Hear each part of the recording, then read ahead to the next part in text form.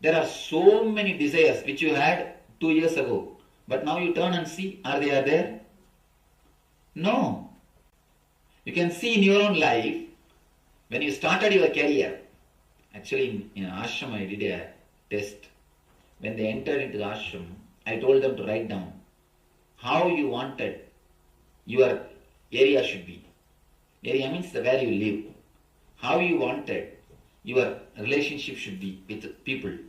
How you wanted the relationship with me. How you wanted what all the things you wanted around you. What is the comforts which you expect. I told them to write. I told them actually to write about their desires. And just after 3 months, I asked them to read it out. Almost 80%, more than 80% people have ticked it up. No, Swamiji. All these things are not there now. More than 80%. There is a program I do, Nithyananda Vasi. Means the ashramite. Vasi means the person who lives there. For them I give a special training. How mind cheats us and how our small egos, we create big troubles. To make them understand, I do a 15 days intensive course. Last time when I came to America, before that I did one course. After going back, I did one more course. And of course, now when I go back, I will be doing. So this intense course, they will do the one course. That 3 months they will have to practice few things, or they will have to live. After 15 days, again they do it. So after 3 months, when we sat, I saw everybody, not only one person, everybody, more than 80% of the desire, they say, no, this is not mine. Some people say, I'm surprised, how did I write all these things, Swamiji? When you bring the things to the conscious level, you will become more clear. You will become more solid about what you want, and what you did not want, you always thought you wanted it. All those things becomes clear.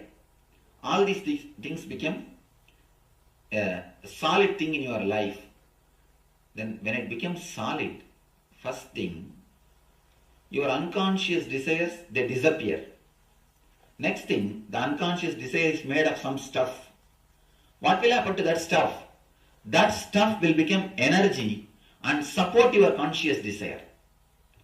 It's like leaves of a tree falling and becoming manure again for the tree. So when the old leaf falls, don't think it is just a waste. It is going to become a manure for the tree. Same way, some of your desires, unconscious desires, if they fall down, if they are dropped, you will see it becomes energy, pure energy, and supports your conscious desire. As long as desires are in unconscious level, not only they are not fulfilled, they are just like a weight. They make you feel a deep discontentment about the life. About the life. They do not let you feel a contentment or happy. They make you feel a deep discontentment. But once you are awakened, once you bring your desires to conscious level, two things. Either they are fulfilled, if it is yours. If it is not yours, if they are not solid, they just disappear. They just dissolve. The desires which is dissolved, the desires which are dropped, the desires which disappeared, they become such a pure energy, and that energy starts supporting your conscious desires. Yes. Ambition is falls into which category? Ambition can be conscious or unconscious. When you bring it out and think very clearly again and again, that I want that, I want that, I want that. That ambition. If it survives, then it's a conscious desire. If it is not surviving, or if it changes within a month, actually 21 days, you can take it 21 days as a period. After 21 days also, if it survives, then you can think it's a conscious desire. But most of us forget. In 21 days, you forget a lot of your desires. You don't even remember. Forget about fulfilling it. You don't even remember. They are all very vague desires. Those things, they are not even desires, just vague thoughts.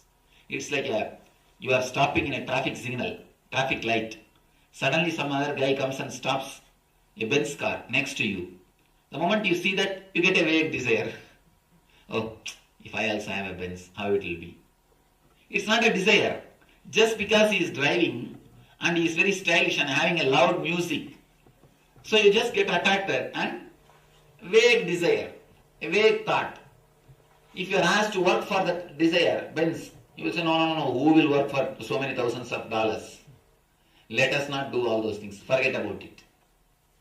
So it's a vague thought for which you are not ready to work, for which you are not ready to follow it up. So vague thoughts are always unconscious desires. It's like a breeze coming. In the breeze, tree will move this side, that side. But tree should not catch the breeze itself. It's like a breeze coming and going. You can move this way, that way, okay. Just for the sake of vague thought, if you go to Disneyland, nothing wrong. If you go to Universal Studio, nothing wrong. But don't start working for a 3 Benz car. Then you will understand it is just vague thought. Yes. So it doesn't make sense for you to work towards a vague thought, something that we are not very sure of. Something which you are not very sure. It doesn't. Not only it doesn't make sense. If you work, suddenly you will feel that you are like a fool. You wasted a lot of your time and energy. So it will just make you feel frustrated. Whenever you work for solid desire, you will never feel frustrated. Understand? You will feel only fulfilled. Even if you enjoy, you will feel only deep fulfillment. Yes, I wanted it, I worked, and I am enjoying it. I have enjoyed it. Even if it is wrong desire, who cares? Who is that? Who can say which is right and which is wrong? Tell me. No. There is no scale. Can anybody say something is right desire and something is wrong desire? No. For you something is right, for him something is right, for him something is right, for the other person something else is right. There is no right or wrong.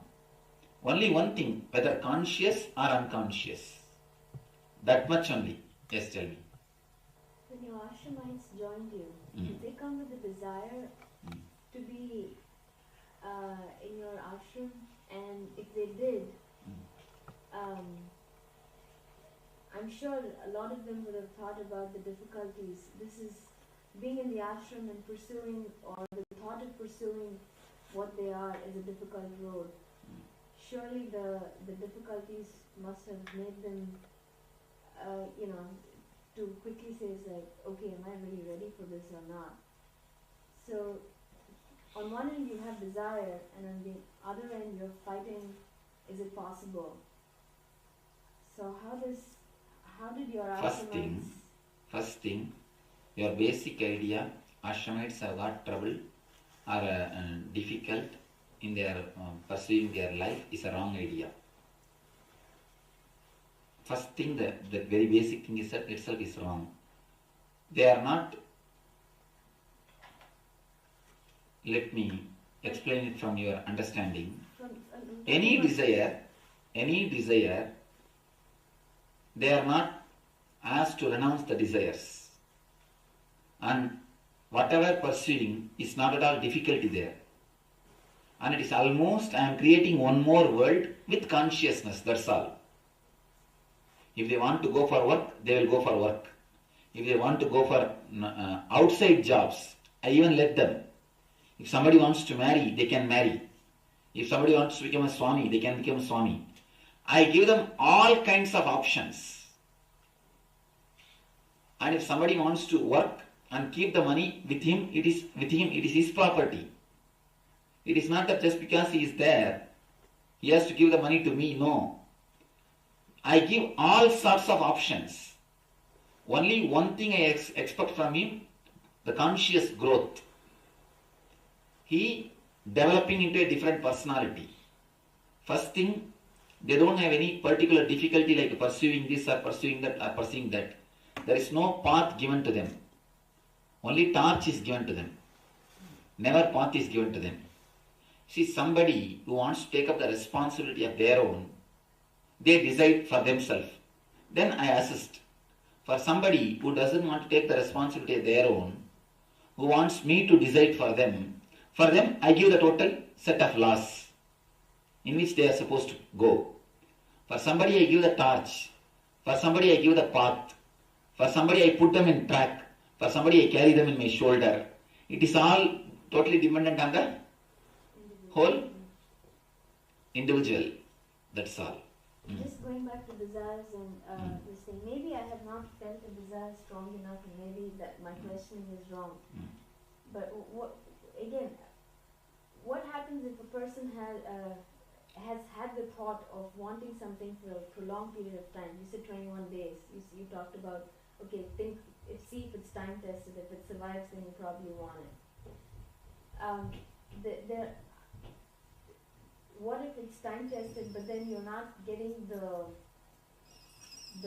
direction, It means, you see, the moment you don't get the direction means you're not brought it to the consciousness. Be very clear about it. If it is time tested, if you have brought it to your consciousness, you will never say there is no direction. If there is no direction, you have only vague thought about the desire. Look deeply into it. You will understand. Bring out totally, again and again contemplate on the desire. Then you will understand there will be some unconscious layer. What for you wanted the desire, what you want to achieve through the desire, or the very desire itself is achievement, or you want something else to be achieved through the desire. All those questions, raise all those questions. But your mind's playing funny games with you all the time. Then again, be very clear, it's unconscious desire. People like me, I mean, for me, that's what I'm telling you. All the time playing tricks with me. And that is what I'm telling you. I'll never be able to figure out anything. You see, that is what you need. A little bit of introspection. You see, if you are not introspected, you are playing with a dangerous animal, your being. Your being can become a dangerous enemy, an animal for you, if you do not know the techniques or methods to handle him. He himself can become a big friend for you if you know how to handle him. There is a beautiful sloka in the Gita. Uttaret atmanatmanam atmanam avasadaye atmanyeva atmanaha bandhu ripuratmanihi. If you know how to lift yourself by yourself. If you know how to lift yourself by yourself, you are the best friend yourself. If you do not know how to lift yourself by yourself, you are the worst enemy for yourself. It's a wonderful sloka. Uttaret atmanatmanam atmanam avasadayet atmanyeva atmanihi bandhu ripuratmanaha. It is you who can be a best friend, or you who can be the worst enemy. So you cannot afford to say, my mind is playing all the time, all the game, I do not know. Then you are playing with the electricity. Can you say, I am working with electricity but I do not know the circuit? No. If you say that, no other way, you have to have the shock and the ultimate end. Same way, if you say, I am playing with my being without knowing it, then you are going to have the ultimate bad result. No other way. Because you are playing with the fire. Now it is time, be a little more intelligent and introspect and let it become clear. Let you start sorting it out. Yes.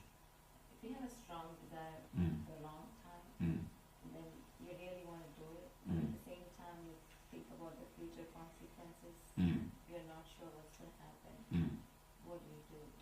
one thing, when it is strong and want to do, you will never bother about future consequences. If you are bothering about future consequences means you have some other desire about which you are afraid both may hit each other. Both may come upon each other. It means then choose between these two. Then again you are in conflict. It means for two desires. You see the future consequences means there is one more desire. That future you wanted something to happen. And you are afraid if I fulfill this, that may be disturbed. It means you have two desires. Bring them to the clarity, to the consciousness. Then decide you want this or this. Towards which you have to work. Work towards it. Over. You can pick one desire and can you strongly tell yourself that Yes, the divine is if you strongly work towards it, you will see this itself will give you such a deep fulfillment. There is no need to go for the next consequences. Can you tell your mind and Yes, yourself that you okay, can. it's going to take care of it? There is no need even to bring divine in. You just tell your mind because your very mind is divine. The very being which desires is divine. Yes. Extension of the same question, Swamiji. We have six thoughts, and we know that by doing something, we are saying, as you said, any desire, we have to pay a price for it. If we know that we are going to pay a very heavy price, and we are going to face really serious consequences in the future, and the very thought makes us feel guilty, or somehow we are not very happy about what we are working towards, is it best to just leave the thought at that? Yes, surely. Forget about it. And Forget about it. What we feel, we Forget get about it. contentment and joy out of. That's all. Do it. You see, when you say that you are going to pay serious price, too much price, means you have desire towards the price, to hold it, to have it. Then have that, that's all. Why do you want to pay for it? Why do you want to give up that? Have that and feel fulfilled. Over. Either you will have this or that. Have that, over. So the whole show is nothing but desire.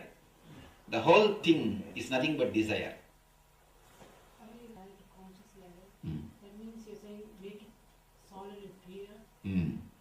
But sometimes Now I am going to make you do a homework. Now you are all going to sit and write down all your desires. Of course, for yourself. You will not be showing to anybody else, don't worry.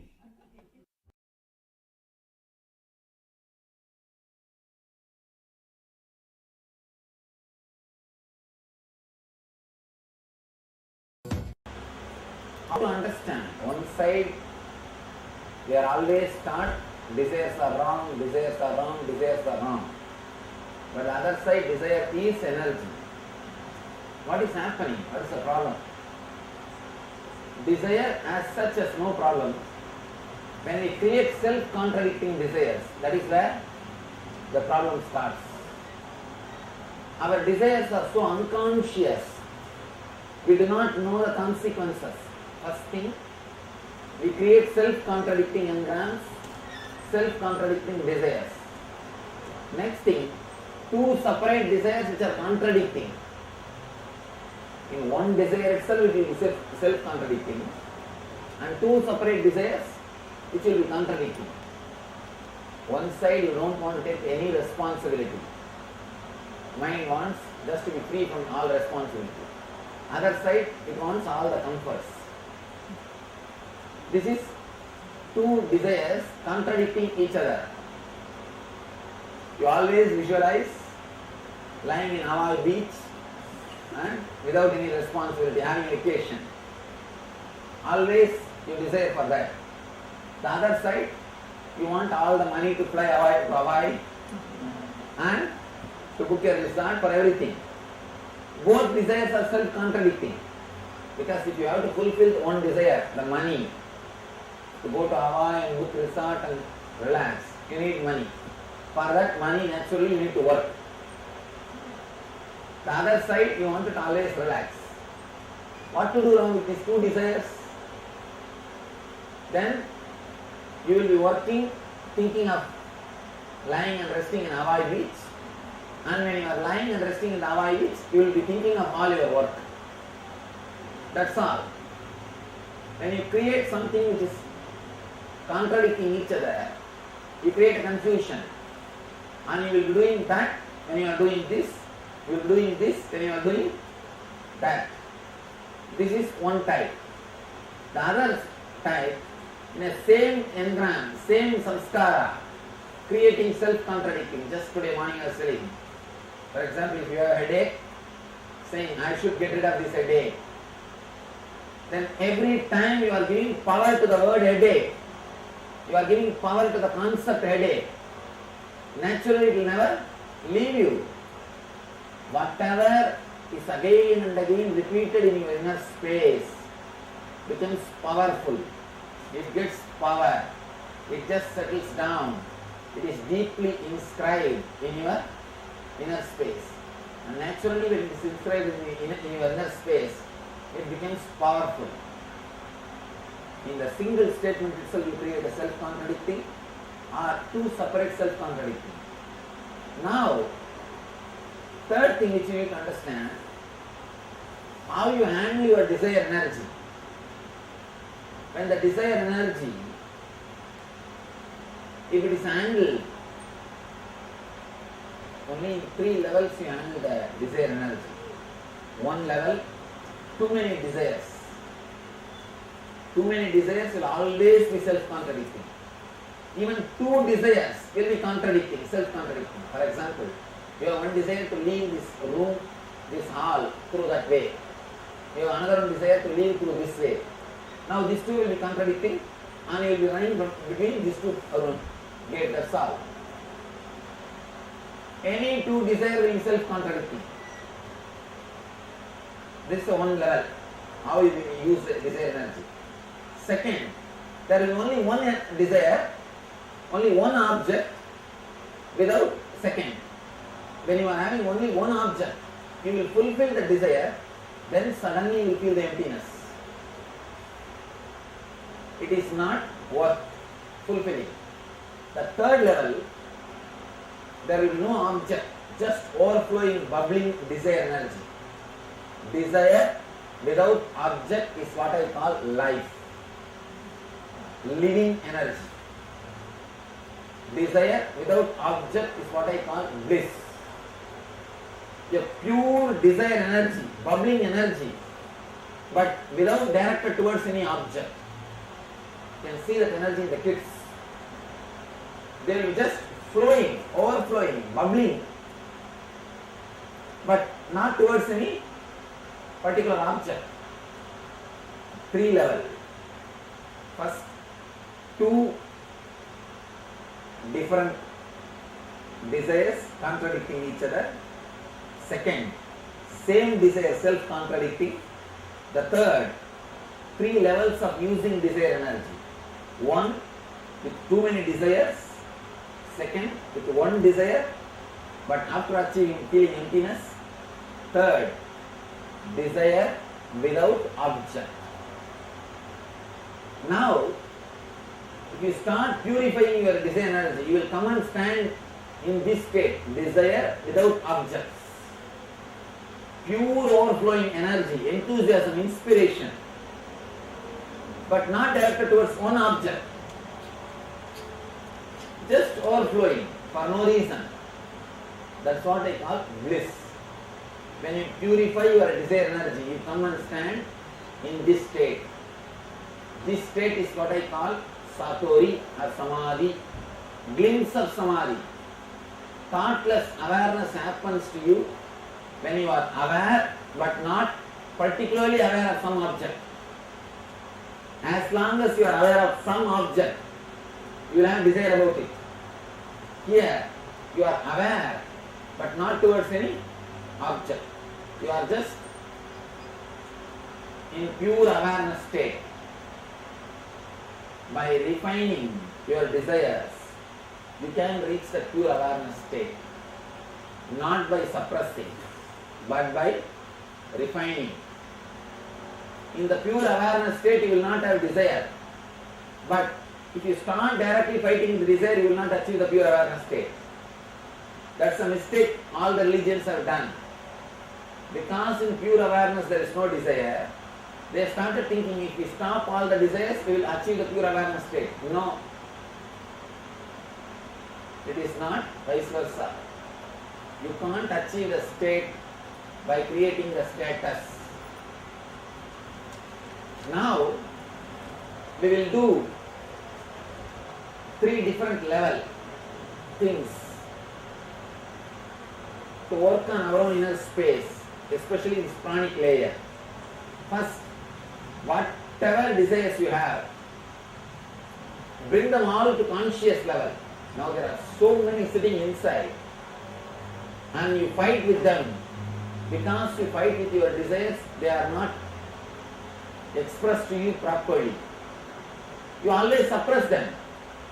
Because you suppress them, even you don't know what desires you carry. Your own desires become unconscious to yourself.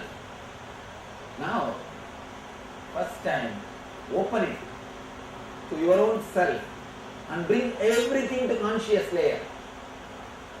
Be very clear what you are thinking. What's happened? Completely be aware of what your desires are. Whatever you are thinking, just pen down. You are not going to show to anybody. You are going to have only for yourself. Just pen down the whole thing. Then we will start editing how we are creating self-contradicting engrams, self-contradicting desires. We will understand. And the third, we will infuse energy into the desires. One more thing. Mahavir says beautifully, when you come down to the planet Earth, you bring enough of energy to work out all your desires. Then why are we feeling that we don't have enough money, enough time, enough energy to enjoy our desires? Why do we feel we don't have enough? Please be very clear. It's like from here you go to downtown taking $10,000 to buy a car. After going there, you see one of your friends. He calls, no, come, let us go to the electronic shop, Price Electronics. You go there and get TV, fridge and buy all this electronic stuff and blow up all the money. Then after that, if you want to have a car, you can't have. Naturally, you will start using the credit card. Same way, when you come down, you bring a set of desires and enough energy to fulfill those desires. That is what we call prarabdha karma. What you bring to fulfill in this life. But after taking the body, after assuming the body, you start collecting desires from society. Society infuses desires in you. The desires forced on you by society, you start fulfilling them also, fulfilling those desires also. If your father wants to become a doctor and he is not able to, he expects you to become. Now you are spending your whole life just to fulfill his desire. When you start fulfilling somebody else's desire, be very clear, you are caught in the trap. Naturally you will feel you don't have enough energy, you don't have enough time, you don't have enough money to fulfill your life. You will start feeling this is short, this is not sufficient, that's not enough. Why? Because you are not fulfilling only your desires. You start fulfilling somebody else's desires also. Do not waste your life in fulfilling somebody else's desire. The next question will come. How to know which is my desire and which is imposed on me? Which is forced on me?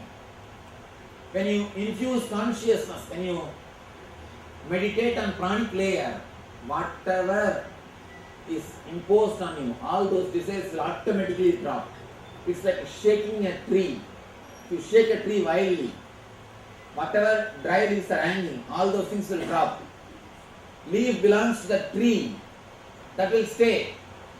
But all the dry leaves will fall. Same way, now we are going to shake the pranic layer.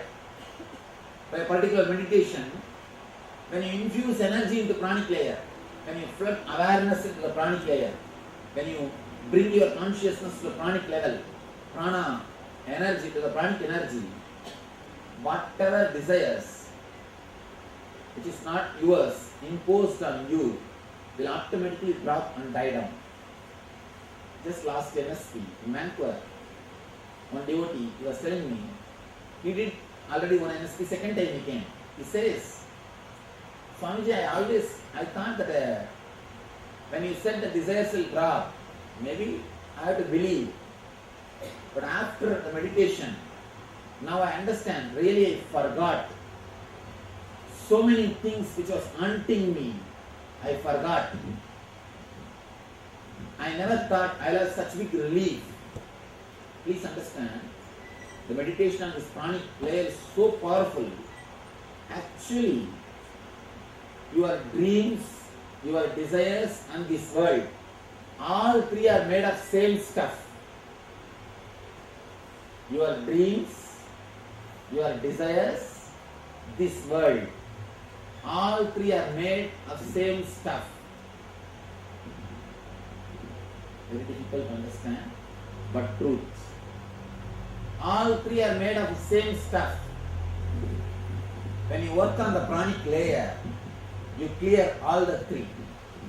When you clear some one thing, all the other two are automatically clean. Now, when you meditate, work on the pranic layer, automatically you will see, even if you force your mind, doesn't go behind desires. The pranic layer, when we do meditation, we will be doing that only. You will be just going behind all the desires, one by one. Just leaving them completely. Suddenly you will see your mind comes back again and again to only one or two desires. All other things are dropping. They are not there anymore. Just they are disappearing. That's what I say. When you shake the tree, all old leaves drop by themselves. You don't have to do anything. When you infuse energy into pranic layer, when you bring spirit into pranic layer, automatically all the desires imposed on you, infused in you, they just drop. Whatever desires you brought, the prarabdha karma. See, when you design your body, you design according to your desires. And those memories are staying in your body. And after taking the body, by and by so many desires are infused on you, your pranic flow completely changes. You start breathing very shallow way. Man who breathes deeply will never be taken away by any desires, I tell you. You can see very clearly, your breathing has become shallow because continuously social conditioning. If you see kids breathing, they are breathing using the whole body. Their whole body will breathe. The moment social conditioning starts happening, your breathing will become shallow. Your body and pranic flow is designed for your prarabdha karma, means the samskaras which you brought. The moment society starts adding samskaras, the pranic flow is disturbed. Pranic flow is destroyed. Now I am bringing the original pranic flow back to your being. The moment original pranic flow is brought back, automatically the infused samskaras drop. The forced desires automatically die down. It may look like how such big thing can be achieved by such a small exercise. You may think, please be very clear, you always fought with desires from the wrong karma. Like a Vali. Vali is a character in Ramayana. Vali has got a special boon. Anybody who stands in front of him to fight with him, half of his power will go away to him. Half of his power will go away to Vali. Same way, the moment you start fighting in front of your desires, Half of your power is already taken by desires. Naturally you are failure. And you by and by you start believing desires are more powerful than you. When that belief is strengthened, simply you are defeated. Before desire starts itself, you are defeated. Because you have strong belief, desires are more powerful than you. Now it is time to open the whole Pandora box. To open the whole Pandora box. Step by step we will work. First, we will open the Pandora box and see the accounts, what is there inside. Actually, sit with yourself in a very loving way. Do not condemn your desires. Do not suppress them. Let your mind express one by one. Remember every desire.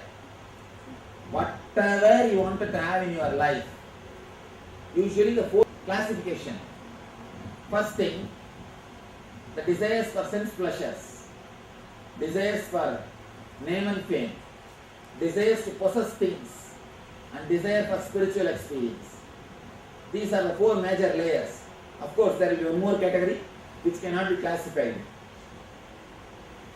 Open up and start writing as you think. Please understand, do not edit when you write. You may be thinking in English and Telugu or English and Tamil. You may be thinking in your mother tongue. Write in the same language in which you think. It's for you. Then we will work how we will analyze how it is self-contradicting or how we are creating self-contradicting engrams. Then we will work on the pranic layer meditation. Now please take a notebook, and if you wrote your notes which you are going to take to the house, please do not write in that page, because the page in which you are writing the desires, tomorrow you will destroy it. So take a new page and start writing. Take your own time. Please do not condemn, do not suppress, do not judge yourself. If you judge yourself, your mind will not reveal all the desires to you. Yes. What if I have some hidden desires which I don't know? Some? Hidden desires that I am not aware of. Now start digging, it will come out. That's why I am giving space for yourself. Can you, Swamiji, can you please repeat the classification once again? 4. Desire for sense pleasures, like a thing to see good things, to hear music, to taste, for touch, sense pleasure. Next, desire for name and fame, recognition. 3rd, desire to possess more things. Why not have a resort in Hawaii? Why not have a cottage in Tirupati? And 4th, desire for spiritual experiences. Always fantasizing, sitting straight in a resort and beautifully meditating. I have seen always people fantasize about meditation, but they never do meditation. They always think in a sea beach or on a hill, I will be sitting straight, merged into myself. When they go and sit there, only they will understand the mosquitoes and start beating the mosquitoes. And restless.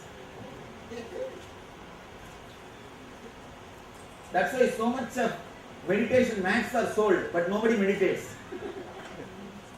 I have seen so much of our meditation books are sold, CDs are sold, mats are sold. People buy and put it in the garage. That's all. Huh? That's all.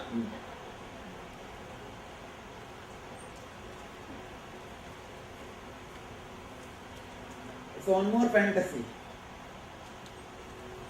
Please write in the same way in which you think. The same words. Do not edit. Do not change words. Just write in the same way. Only then you will start opening up to yourself. It's like you are having appointment with yourself. You give appointment to so many persons. Now it is time to give appointment to yourself.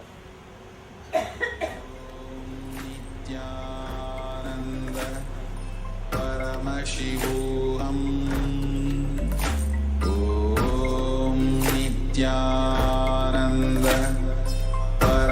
Paramashivoham.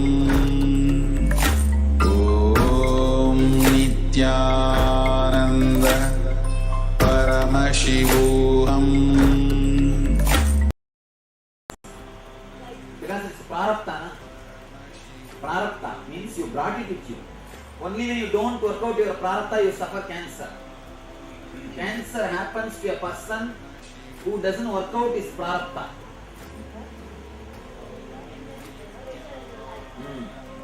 That desires which he brought when he designed the body, if he is not allowed to work out that desires, he starts thinking towards killing himself. The suicidal thoughts. Suicidal tendency is the basic reason for cancer. The moment you start thinking, let me die, what is there? You are putting the seed for cancer. Never ever put these thoughts into your mind. Never ever even utter. Some people always torture others, saying that I will commit suicide, I will commit suicide. People come and complain, Swamiji, my wife always is threatening me, she will commit suicide, she will commit suicide. Usually women only threaten.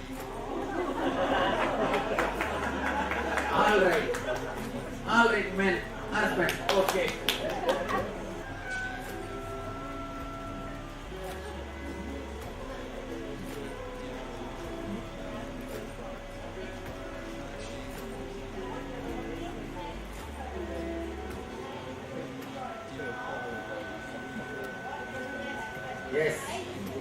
Yes.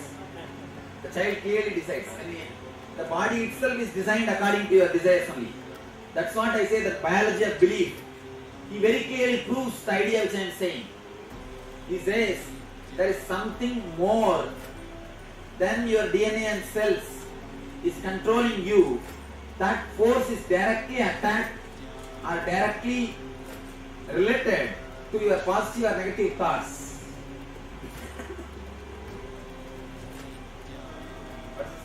Bruce Lipton. His name is Bruce Lipton.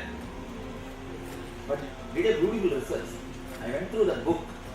Amazing book.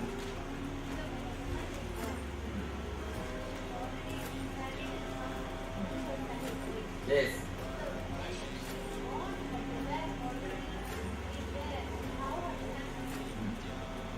Not only son. Yes. Not only son, even the family. She decides. Clearly she decides. She chooses the diagram. At least the main course, the person chooses. Clearly they choose. There are something like a house, size of the house, size of the car, these all can be imposed by society. But these basic things, like a marriage and son and all these things, are we bring the plan. We bring the plan.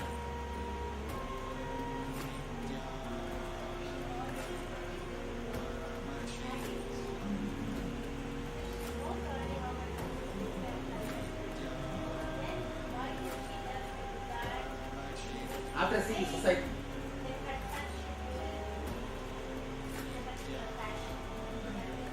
after seeing society, you see the society and pick up these models. Oh, our son is like this, his son is like this, mine also should be like that. After seeing society, we pick up the model, pick up the idea.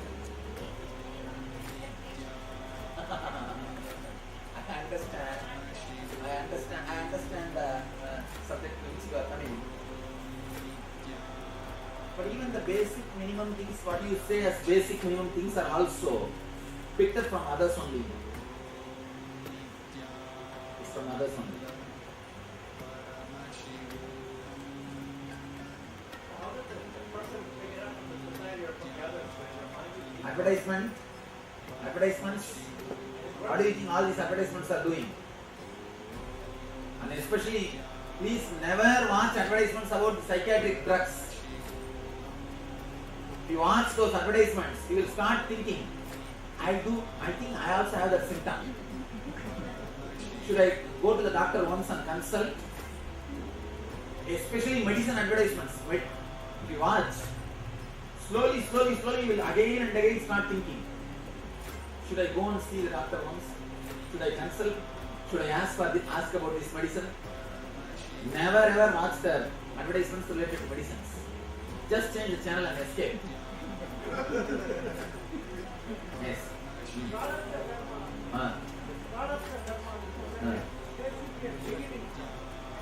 Beginning point.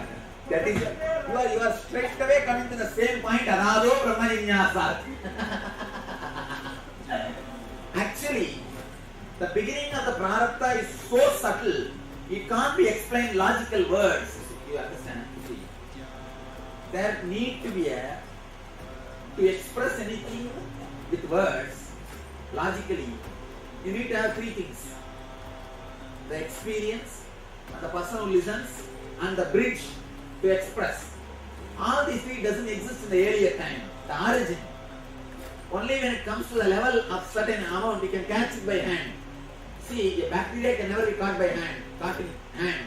But if it grows to the size of fish, you can catch it by hand. Hand is like a logic. It can catch only the fish size, not the bacteria. You are asking, why not we catch the bacteria by hand? It is impossible. In that level, the explanation doesn't work. That's the problem.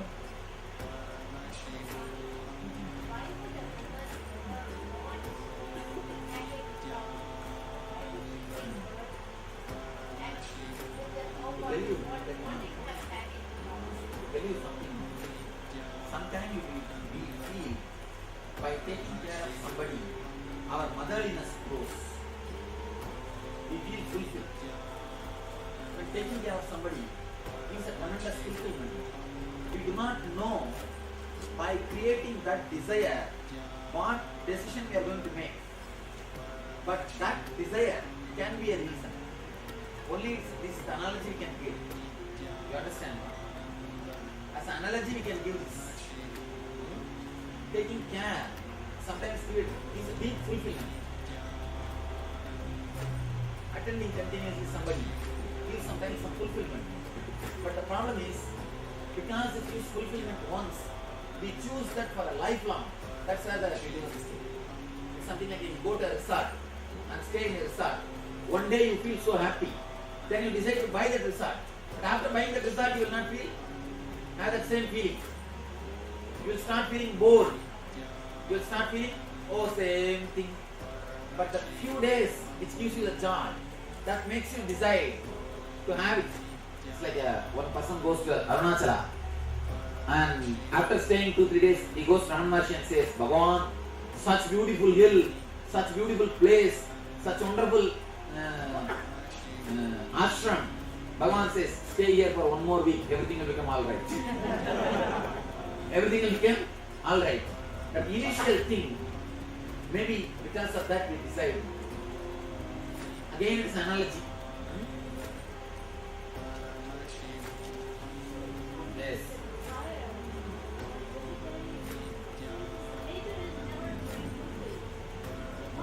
Yes, here is a question. The nature of the desire seems to be never fulfilled. No. I completely disagree with this idea.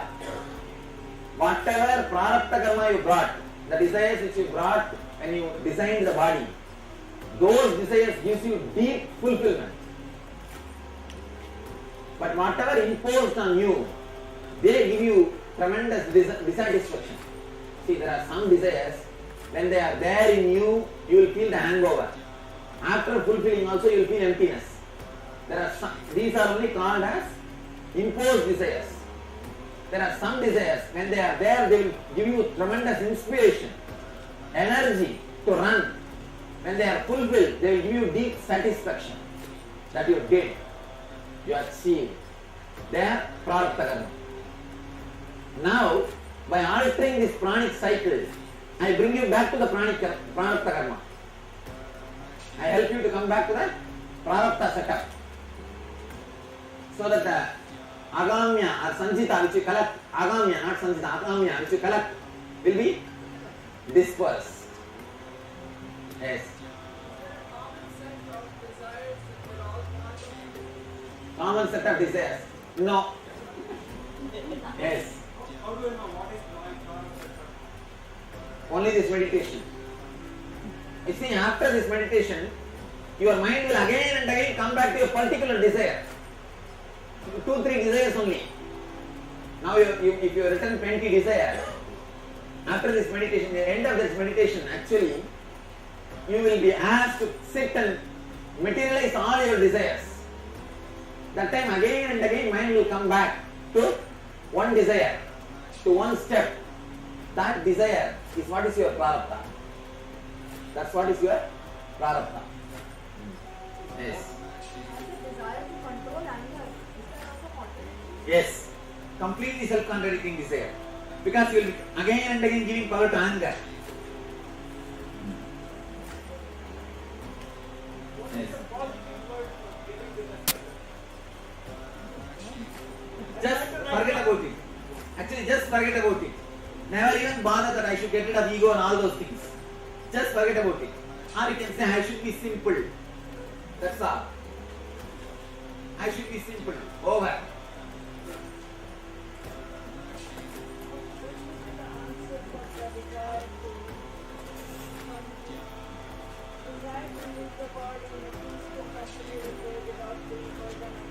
No, you just write, desire. I have a desire to leave the body peacefully and blissfully. Over. There is no need to add without pain and discomfort and all those things.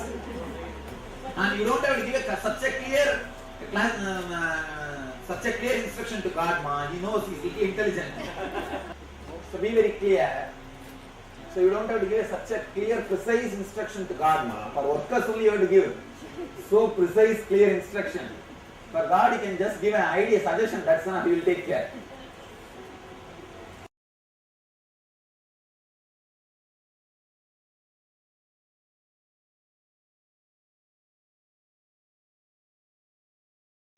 Now, let's work on the pranic layer. Let's work on the prana sarira.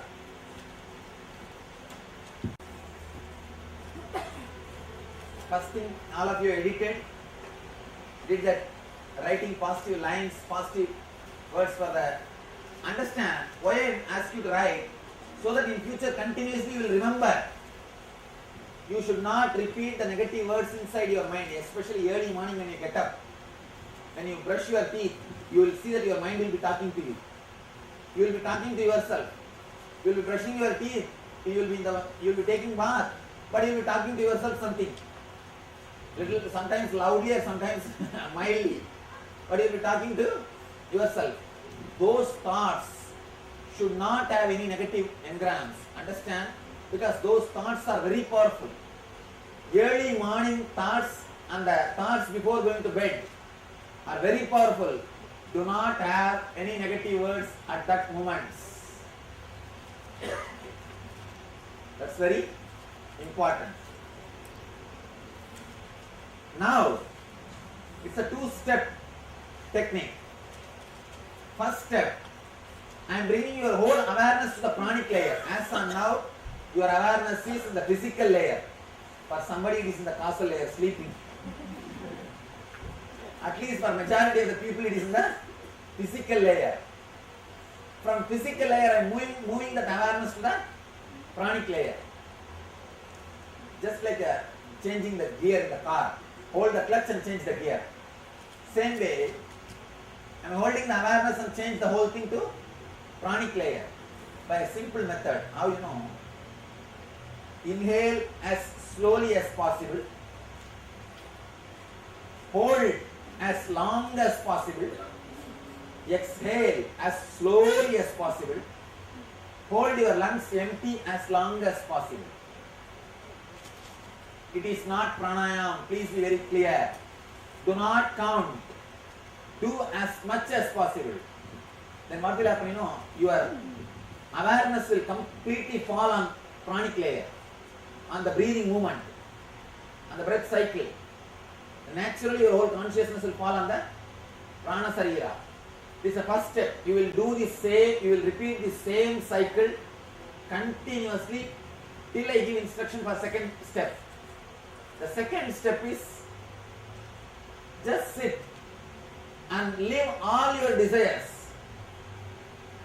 Throughout your life, you live like a beggar. having desires and not fulfilling them. Now for half an hour pamper yourself. Nothing wrong. Just feel you are living in your heaven. Just create your heaven and live. Two things. First thing our mind will say, no, just by visualizing what will I get it or what? Greed. Or the fear. If all my desires are fulfilled, my life will become mess. Drop both. Just go into it. You will understand. Actually by giving life to all your desires, I am bringing them to awareness. Automatically, whatever is your prarabdha will fall into your consciousness. Means it will become strong. Whatever is imposed on you will automatically drop. You will again and again come back to few desires. Only few desires which are your prarabdha. All the other agamya will simply disappear, will drop. Understand very clearly. The second step is important step. Chase all your desires. Usually desires only chase you. Now it is time. Don't leave them. Chase all of them. Whatever way you want to live, create your heaven and live. For half an hour, nothing wrong. Suddenly you will see you are empty, you are already fulfilled. Suddenly you will see the big load is taken away from you. I tell you, dream, your desires and this world, all three are made of same stuff. All three are made of same stuff. If you work on some one thing, all other two will change. Jiva, Ishvara, Jagat. Dream, this world and your desires. All the three are made of the same stuff. It is just made of the same stuff. Your being, the Jagat is this world. Dreams is your being, your desires. The dreams are your, the Jiva, Ishvara, Jagat. Jagat is, Jiva, Ishvara, Jagat is one set. Dream, desires and the world is another one thing. The Jagat is the world. Jiva is your dreams. Ishvara is your desires. All the three are made of the same stuff. So do not bother. Work on one thing. Other two will automatically change. Other two will be automatically transformed. Any doubt in the instruction? I'll guide you step by step. Yes.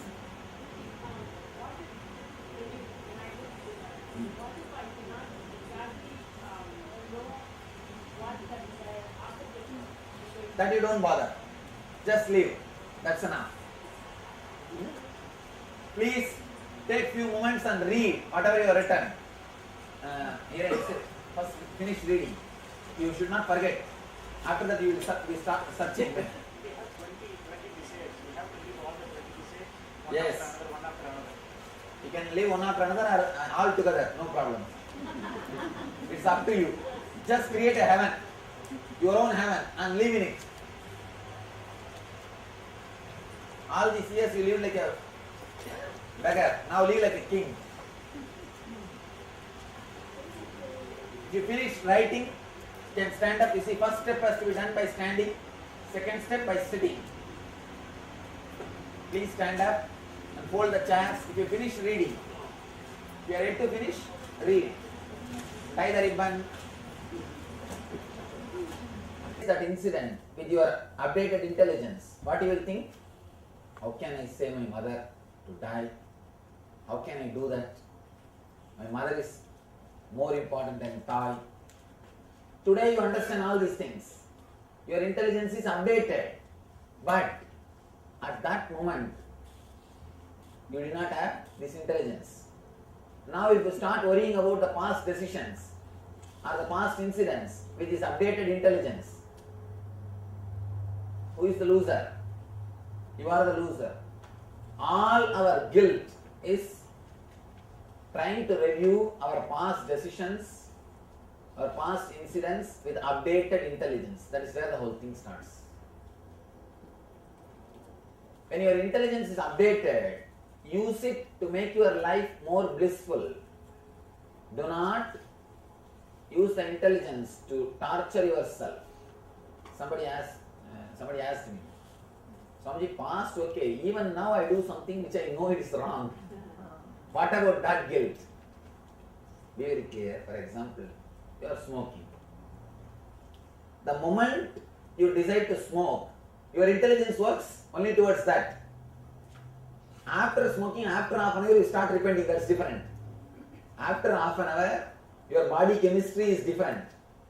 But when the urge to smoke comes, when that happens, your body chemistry is more powerful than your reasonings.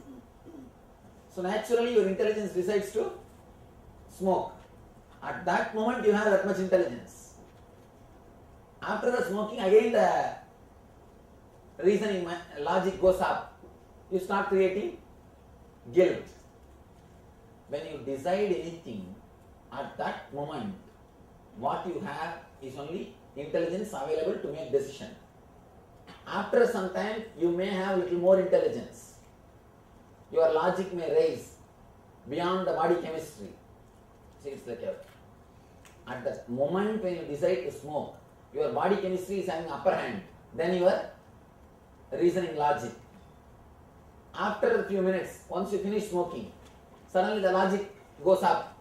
Logic takes the upper hand than your body chemistry. So you may have a little more intelligence. But when you decided, what was your intelligence decision? Naturally related to body chemistry. It was an upper hand. Be very clear. Now, if you try to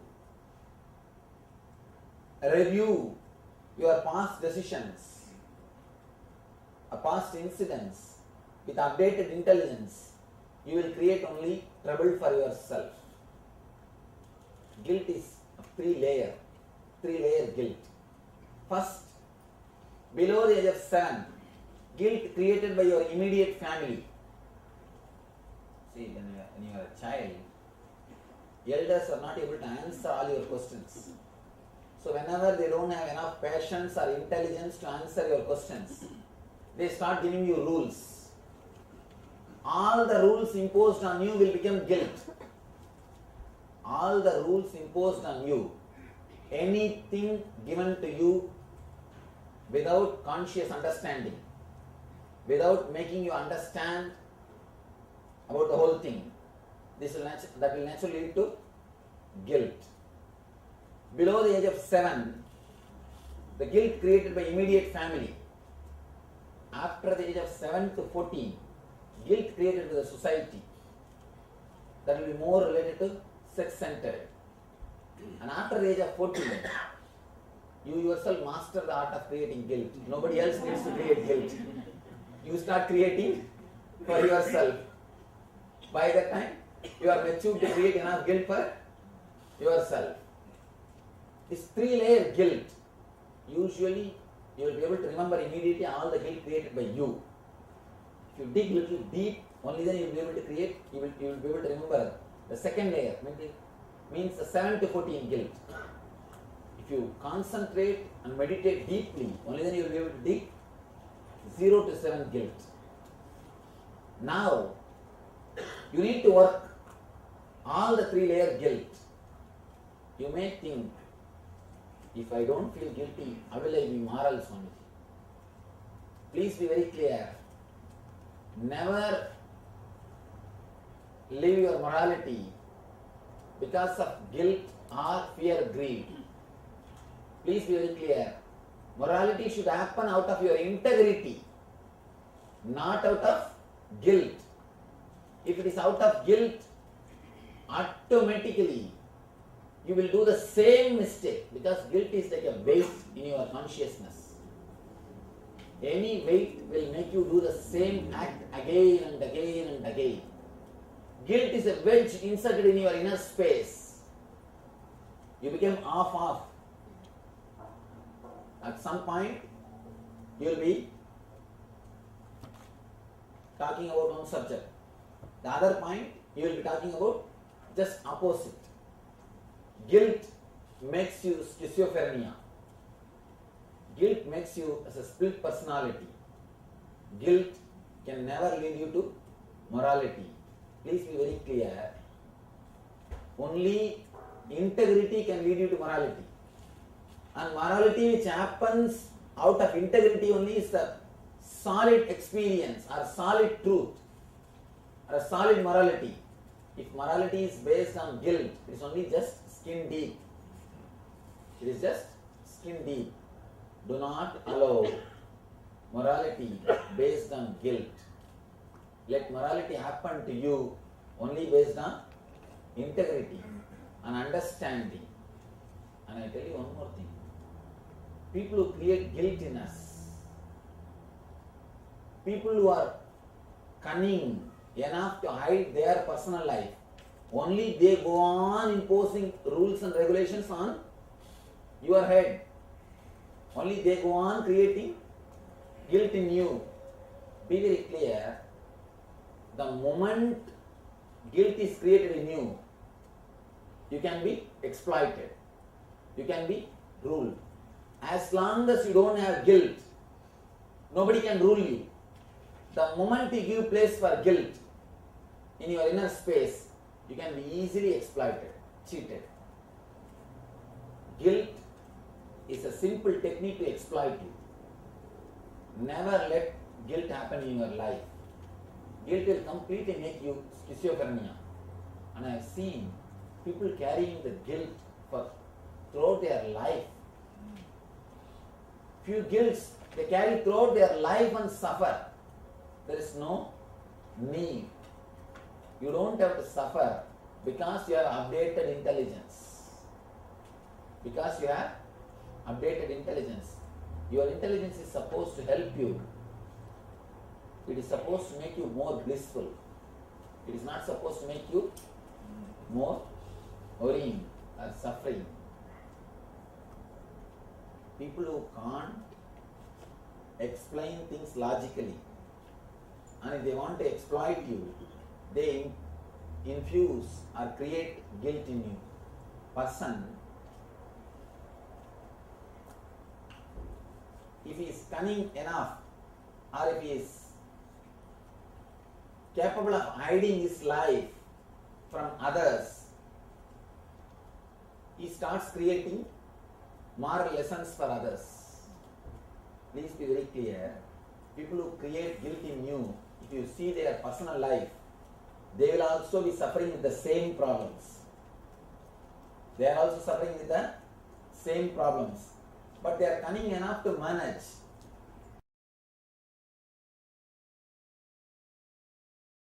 Pradhana, as I mean, I give the meaning to that word Pradhana, source, Brahman, existence, cause, intelligence. Source has no desire and nothing to achieve.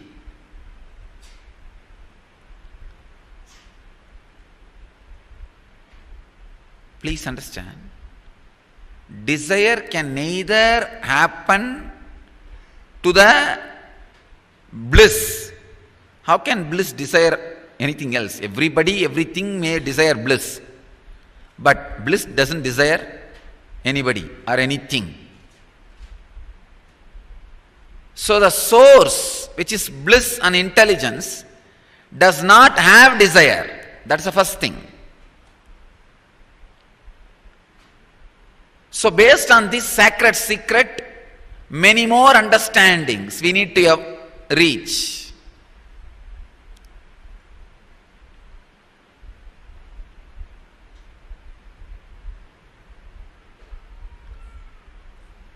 Intelligence, the energy, source, cannot have desire. Same way, matter also cannot have desire.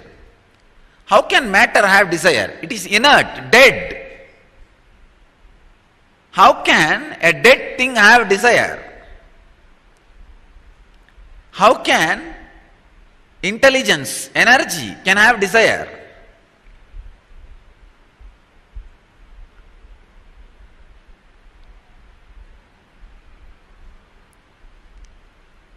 Source, which is intelligence, which is energy, cannot have desire. Same way, the matter, because of its nature, it is dead, cannot have desire. Then where exactly desire is happening?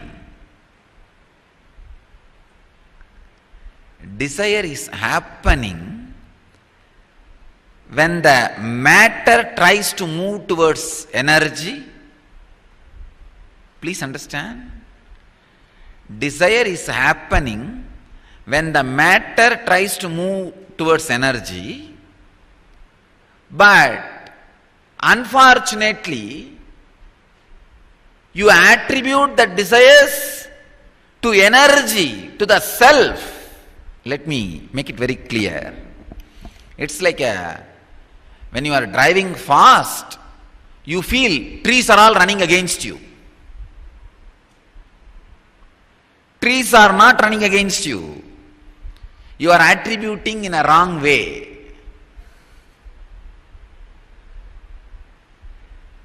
When the matter wants to achieve your state, bliss, and intensely moving towards you, unfortunately you assume you have desire and make a big mess out of it. The moment you start thinking you have desire,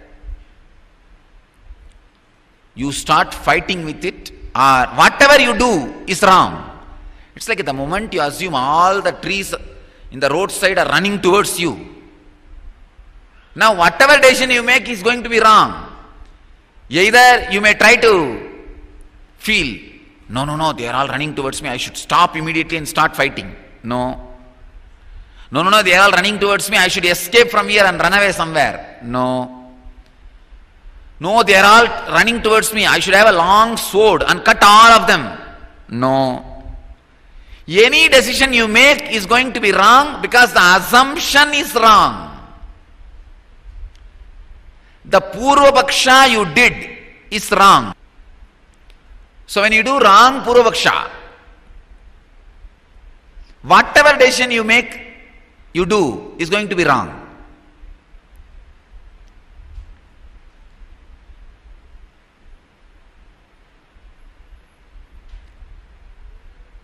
The basic sacred secret revealed in the sutra is bliss, Brahman, cannot have desires, and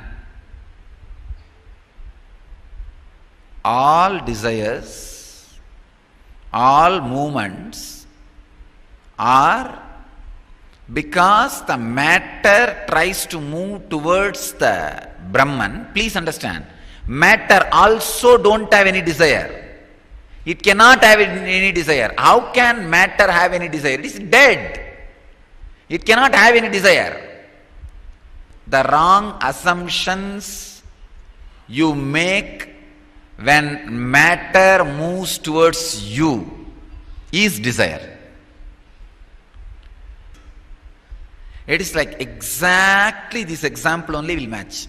When you are driving in the car, be very clear, by nature it will look as if all the trees are running towards you.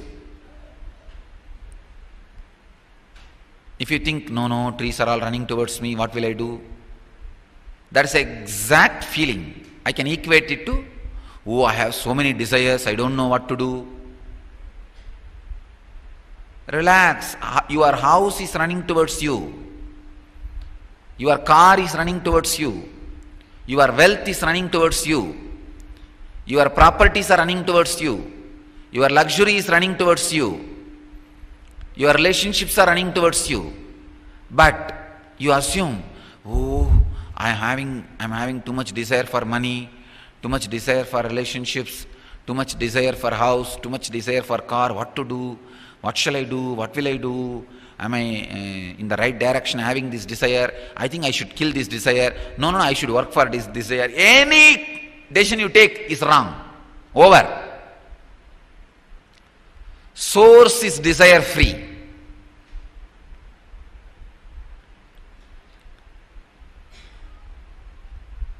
I am not boasting. If just this one truth, humanity is ready to listen, I tell you, Vyasa can solve the whole suffering of humanity. Nithyanandeshwara Sadashiva Samarambam Nithyanandeshwari Adishakti Madhyamam Asmadacharya Paryantam Vande Guru Parampara.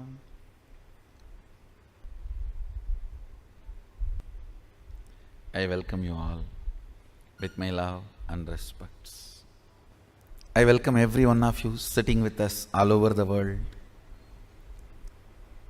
for this program, Manifesting Desires Through Third Eye.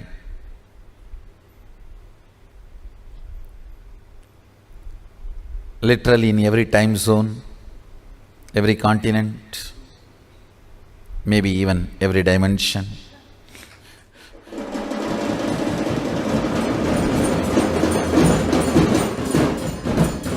In two-way video conferencing, having Nayana Diksha. I welcome all of you with my love and respects. Manifesting desires through third eye. Today, with all my integrity, I tell you, I'll reveal the science as it is. No mincing words, no wasting words, no wasting time. More words, wasting more time means more life. So straight. I want you to sit with a straight, simple integrity. Don't have this stupid celebrity judging attitude. So many of you are new. Don't have this celebrity judging attitude. I am not celebrity, I am a scientist.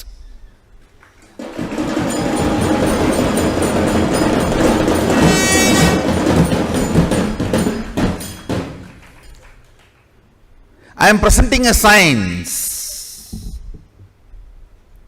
The stupid celebrity judging attitude will not work. It will neither lead you anywhere nor make you realize your reality. You will be wasting your time. If you are in the celebrity judging attitude, you are wasting your time. I am presenting the science to you. Pick it up. Within these next 4 hours, you can manifest powers actually. That's the best way of using your time and my time. Within next 4 hours, you will start manifesting the powers. Understand? It's a straight, simple, subjective science. It's a straight, simple, subjective science. Third eye. It is also described as Anya in Sanskrit. Anya means will. Will to exist or will to collapse. Any will you carry is Anya. If your will gives you the hope about life, you will have life. If it gives you hope about death, you will have death. Anything you decide with your will, you manifest that. Understand, every breathing you do, you are giving life to your will to manifest. Every rupee you spend, you vote for that. If you are spending 1 rupee on pizza, you vote for pizza and its future. If you spend 1 rupee on Coca-Cola, you vote for Coca-Cola and for its future. On anything you spend money, you vote for it. on any idea you breathe, you make that into reality. Your will, what it carries, hope or hopelessness, right or wrong, good or bad. Listen carefully. Right or wrong, good or bad, hope or hopelessness. Whatever you carry in your anya, in your will, you are breathing life into it continuously. You are giving life to it. That is why I am saying your anya is the most sacred spot in your life. Your anya is the most sacred space in your life. What you cherish in your anya matters. What you cherish in your will matters. Let me repeat once more. Listen intensely. Your third eye, which is called anya in Sanskrit, which literally means will. If your will perceives hopeful future, you breathe life into that future, that kind of a future. If your will perceives hopelessness, you breathe life into that kind of a hopelessness. What you perceive through your will as possibility of your life matters. Don't think you can go on be perceiving negative possibility and suddenly out of the blue something great positive will happen. No. No. Everything unexpected is accident. Listen. Everything unexpected is accident. You can't cope up with it. Even if it is lottery, you can't cope up with it. Everything manifested consciously is life. So decide to manifest consciously with will, anya, by infusing life. It can be anything you want: health, wealth, spiritual powers, anything you want. You can manifest from the will, because every breathing you do, you are empowering your will. You are strengthening your will. You are infusing life into what you are carrying in your will. Understand? If you pick up a pen and paper and just write without thinking much about your future, first 7-8 lines which is there, the tip of your tongue, tip of your hand, tip of your mind, that is will. That is what is your will. Understand? I am giving you the tip to find what is in your will. If fear is what opens up first, that is what is in your will. You need to seriously complete it. If confusion is what is there in your will, the first 4 or 5 statements are all about confusion. That is what is there. Seriously you need to complete it. Otherwise, with every breath you are giving life to it. Unplanned, without planning, spontaneously what is there on you. When you manifest, if you pen down what is there, that is what is actually in your will. you are giving life to it constantly. Beautifully Sadashiva describes about this Ajna and its power. More and more you think about your body and mind, the power of Ajna goes down.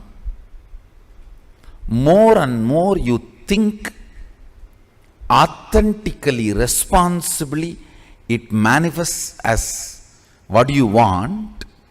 More and more you look at the cosmic principles, the energy of the Ajna goes up. Listen. More and more you think of your body, mind, the energy of the Ajna goes down.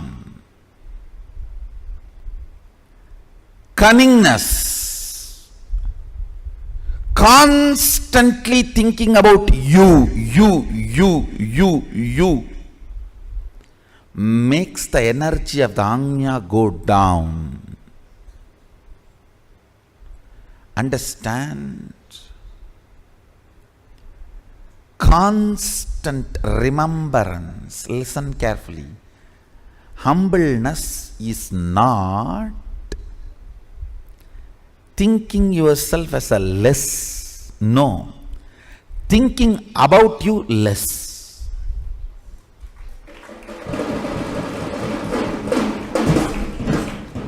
Humbleness is not thinking yourself as less. Listen carefully. These so-called humble people are the most cunning.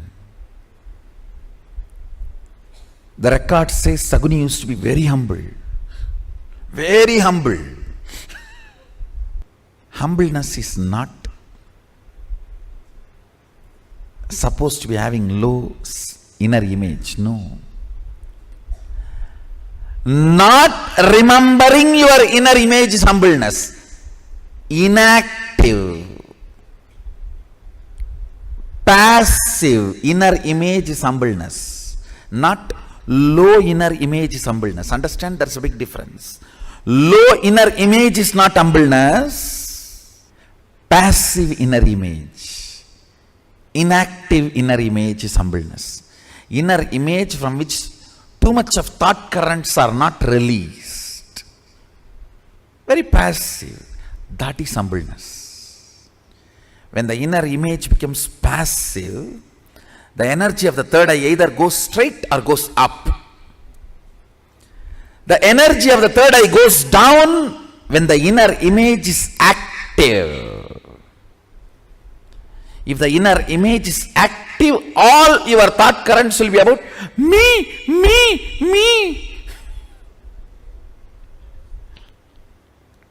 My body, my mind. Understand? Less you occupy your body, more it will be healthy.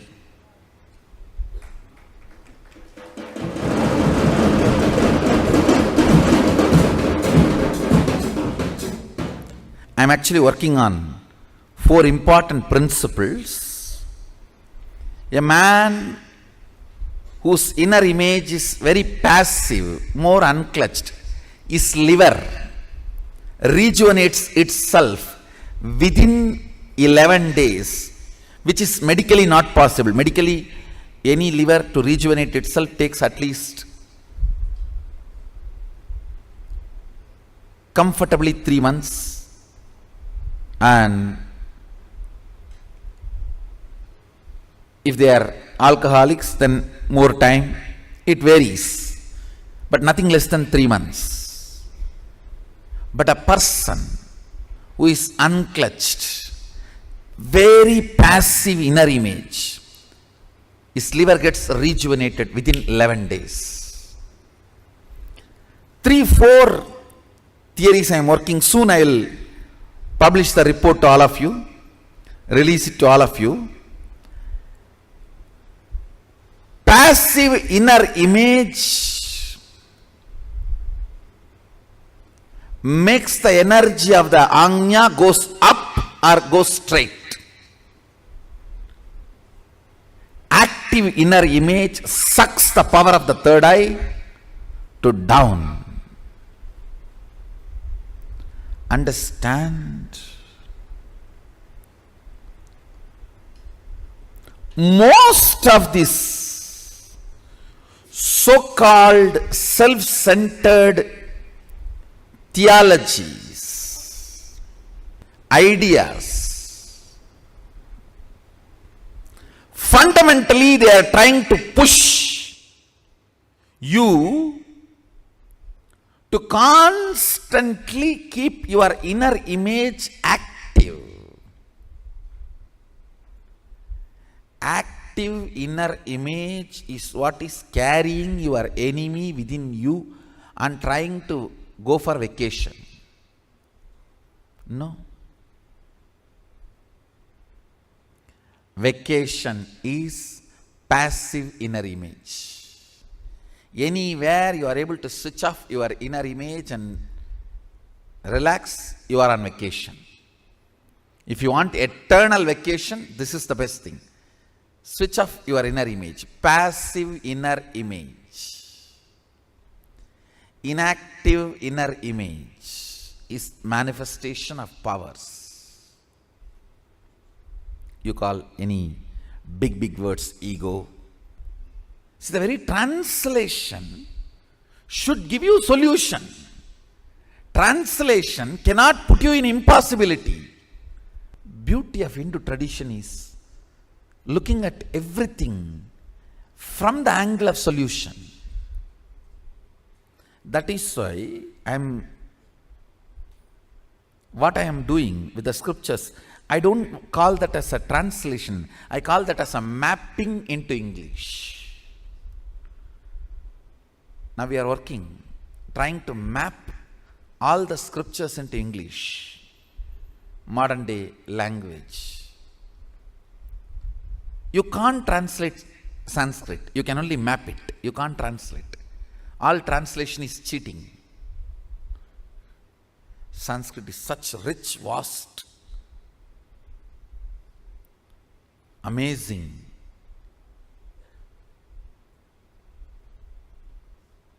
I won't call it as language, bhasha. Bhasha means which expresses personified bhavas through verbalization is bhasha.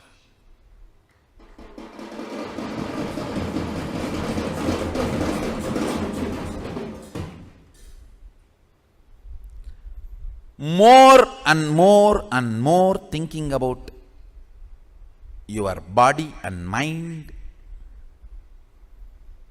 impossibilities, powerlessness, makes the energy of the third eye come down. More and more, if you think responsibly, the energy of the third eye goes straight. Means manifest what do you want.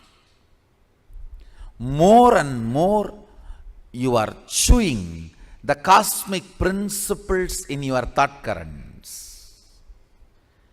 Even if it's a small headache, try to solve it using the cosmic principles. Don't try to solve it with anasin, metasin. No. A Hindu is a person who solves every problem of his life only based on the cosmic principles.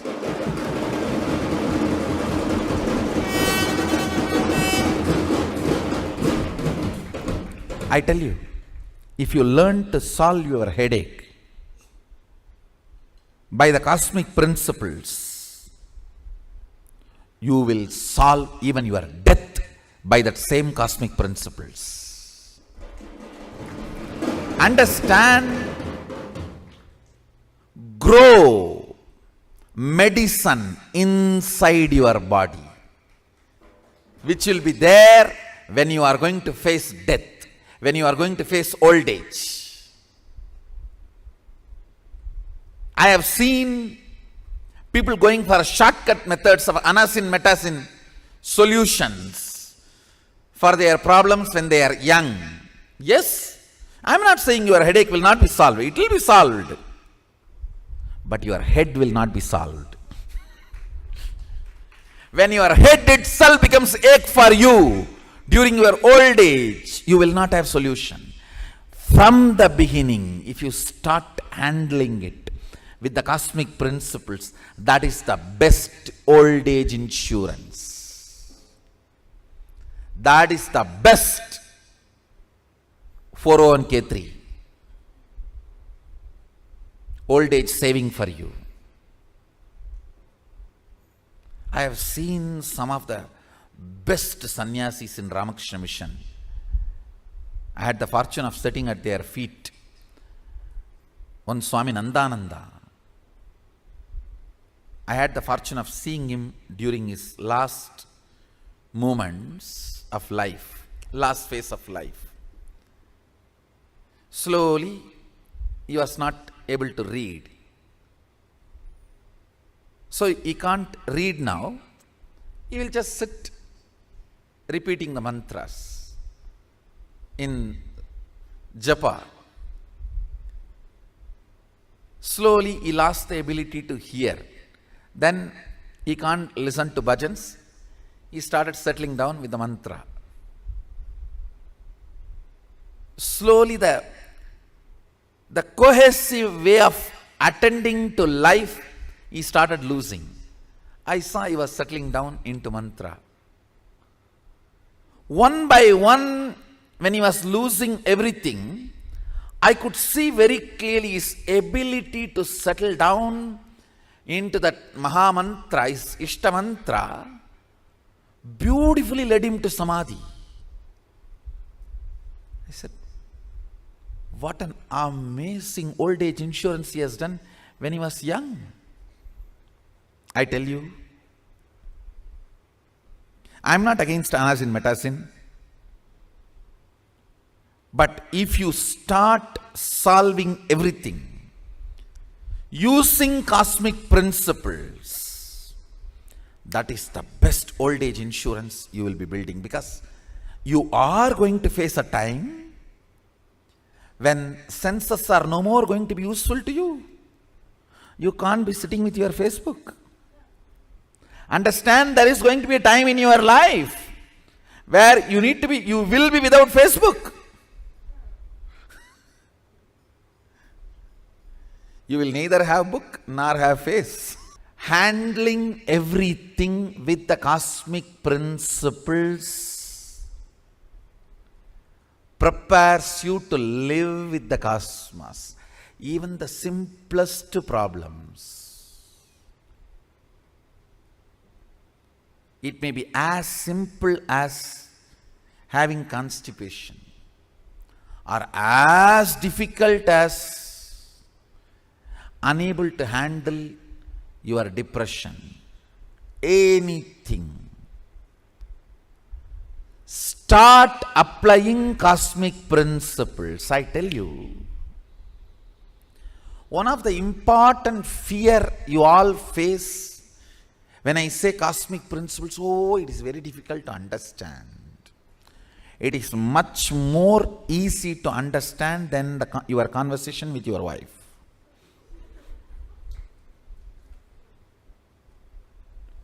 It is much, much easy. Listen carefully. Please understand. I am now opening one of the most important sacred secret. One politician, he came to meet me maybe 2 years before. He has done everything. If at all Chitragupta has accounts for him, every cosmic crime he has committed. And he came to me for a healing actually. He heard about healing and he came for a healing.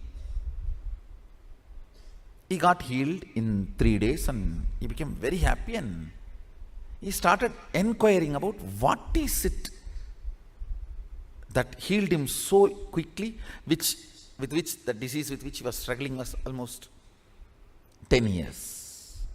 So he became very curious about the principles I am teaching.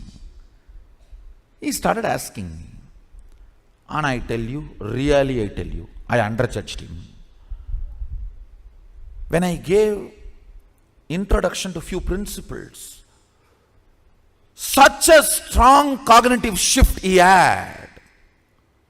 I can never imagine a politician who did everything, all the worst things his whole life, can cognize he is a soul, not the body. I always thought you need certain level of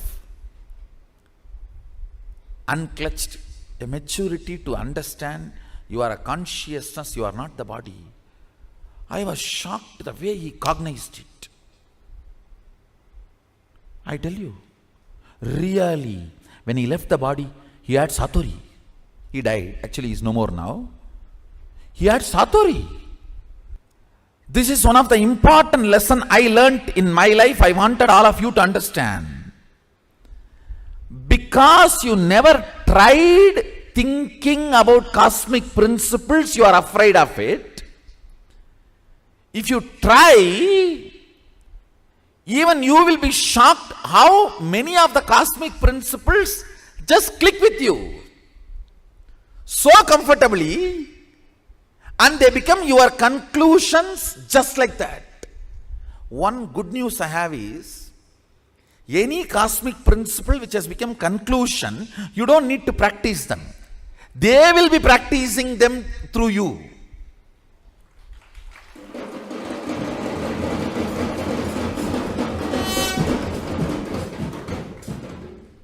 It took only 5 minutes for him to click with the idea that he is not the body. He is using the body, but he is not the body. And the disease did not come back. Just because of that one click, conclusion he came. Understand? Do not be afraid when I say cosmic principles. They are actually some of the foundational truths. You are using the body. You are not just the body. Many of the ideas you carry about you are ideas, not you. That's all. Understand? Many of the ideas you carry about you are ideas, not you. It's not that it takes years for you to come to these conclusions. Because you never tried. Oh, no. These are all. I came here to manifest my desire. Just talk about that.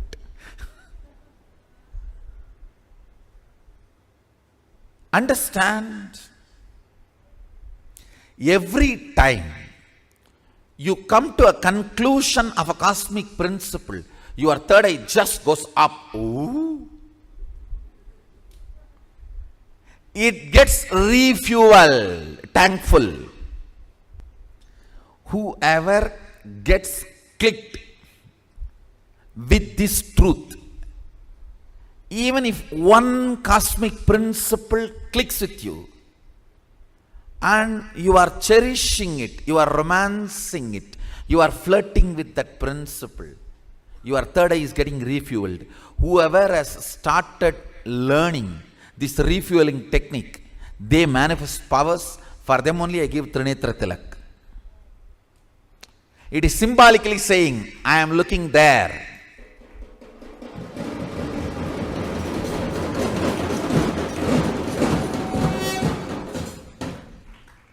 Listen, constant remembrance of me means body and mind.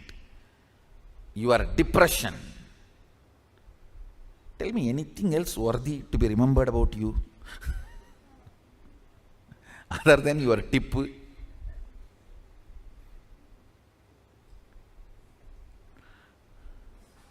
That me makes the third eye go down, pulls down the energy of the third eye, Anya. Literally, it convinces your will you don't have future. It is all impossibility. Impossible. Understand? Many times your thought current about your goal makes you believe more and more impossibility. That is why I tell you, don't think of goal, plan for excellence. Don't plan for success, plan for excellence.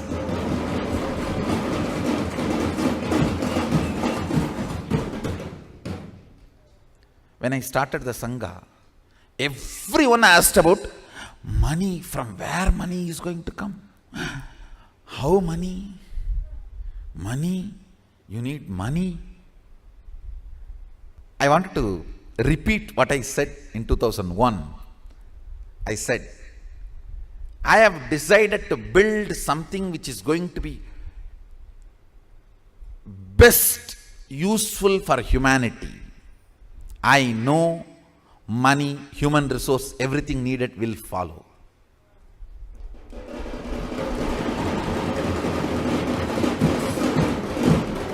I am planning to build something which is most important for humanity, which is going to be the best useful thing for humanity.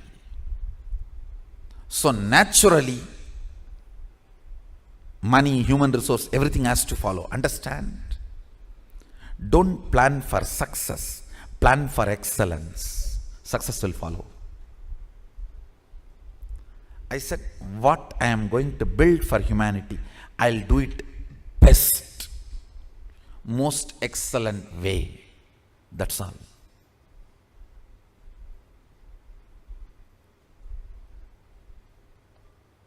More and more of me makes the Anya come down. Anya means will. To come down, and will starts believing in more and more of impossibility. Impossibility overtakes, takes over your will. If you think with responsibility, energy flows straight. Means you manifest your reality. But that is also not enough. That's good, but not excellent. Excellence means constantly cherishing cosmic principles as your thought currents. What's the goal? What's the purpose you want to exist? Why do you exist? More and more of cosmic principles. More and more of cosmic understandings. More and more looking up. Understand? The more and more cosmic principles start sinking in your day-to-day thought currents, lesser and lesser blind spot about your existence. What is blind spot?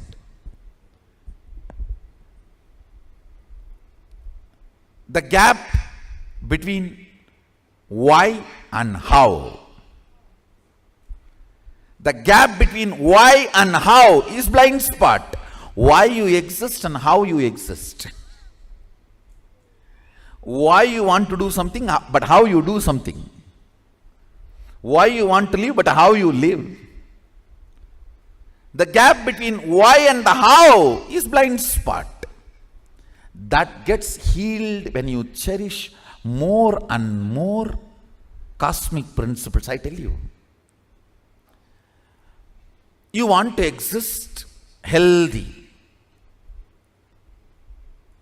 But your whole day goes either in sickness or afraid, getting frightened about more sickness.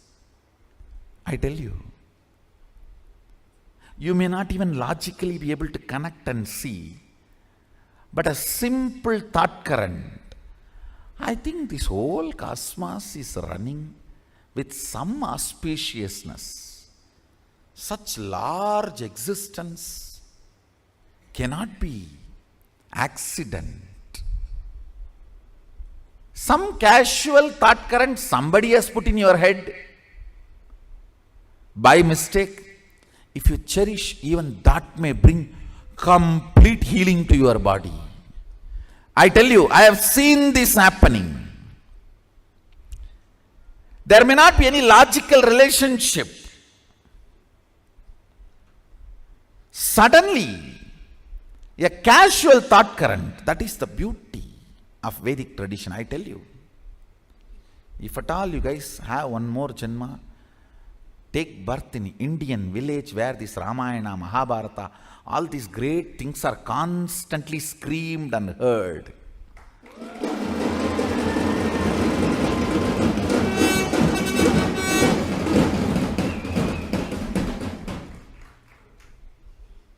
That's the beauty of Tiruvannamalai, the village I was born and brought up.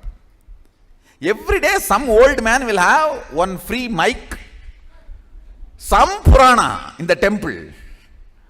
Kanda Purana, Shiva Purana, Ramayana, Mahabharata. Forcibly they will put some cosmic principle in your head. You cannot be in depression.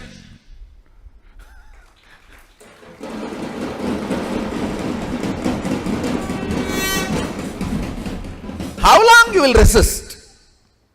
How long you will resist? 2 days, 3 days, after that? Some way it will get into your ears. These cosmic principles, when you cherish them,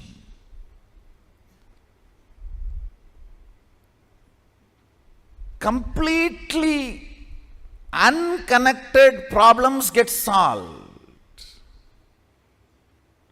You will never understand how can my half an hour thinking about the cosmos and the size of the cosmos and the automatic intelligence of the cosmos heal my gastric trouble. It heals. When you think of the lever of the cosmos, your liver gets healed.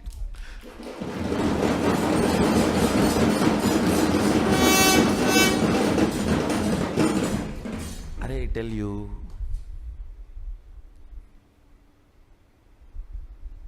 listen, any cosmic principle, you don't even need to seriously practice it. Just like a sipping cup of coffee, if you sip and very casually flirt with them, romance with them, those cosmic principles, you will see your third eye just goes up, zoom, and refueled. The whole third eye, thankful. Then you can run your life for quite a long time. Cherishing cosmic thought currents, cosmic principles, cosmic understandings. What Mahadeva talks about cosmology, how he introduces the principles of cosmos, how he introduces dharma, how he introduces the cognition, the individual cognition and the cosmic cognition, how he introduces the microscopic and telescopic understandings. Understand? The microscopic and telescopic understandings about the Brahmanda and Pindanda, macrocosm and microcosm. Even a simple cherishing fuels your third eye and you start manifesting powers. You may just sit and think about how many cosmos, Brahmanda, Bhuvana exists. By the time you open your eyes, your wealth problems would have been solved. I have seen this happening, understand. Logically, you may not be able to connect at all. How come? I was thinking about that and this is solved. Because cosmic principles always iron out your blind spots of why you exist and how you exist. Why you want to exist and how you exist. That blind spots get cleared. That is what I call third eye opening.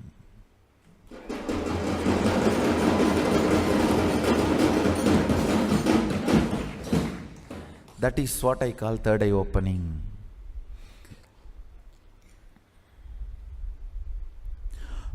You want to exist for excellence, but you exist for some selfish attachment only to realize the hopelessness and emptiness of your so-called ignorant desires. Listen, I am not at all against the desires getting fulfilled, reality. I am only against you running behind something which can never be fulfilled. Or if it is fulfilled, it will be more dangerous to you. In the name of desire, you are running behind siren. Not even behind, towards. So I'll come to the conclusion. Essence, third eye means in Sanskrit, the word is Anya. In English, the translation of the word Anya is will. If your will is looking down about your body and mind, it starts eating impossibility and comes to the conclusion of impossibility. It goes down, it goes into lower energy. If your will functions with understanding of responsibility, it manifests your reality, the energy goes straight. That is good but not great. If you cherish the cosmic principles, the third eye energy just goes up. Zoom. And simply you get refueled. And suddenly so much opens up. So much opens up. You just start manifesting powers. You just start manifesting powers, desires. This is the fundamental science. I'll tell you, most powerful cosmic principle I am giving you, which can strengthen, infuse intense energy into your third eye and manifest whatever you desire. How can I enrich everyone with the best things of the cosmos? Listen.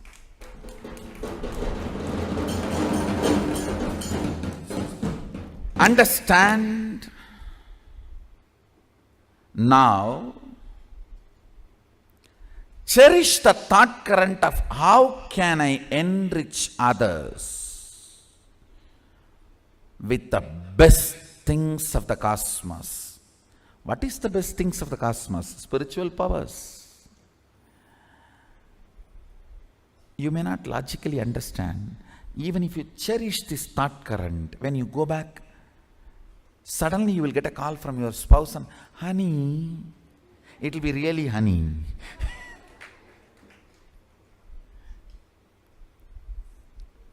You may not even understand. Hey, I have not even called and told I am thinking something good for him or good for her.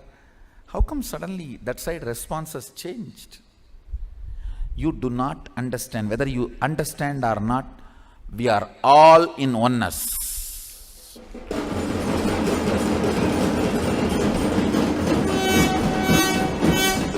Advaita is not faith or Vishwasa. No.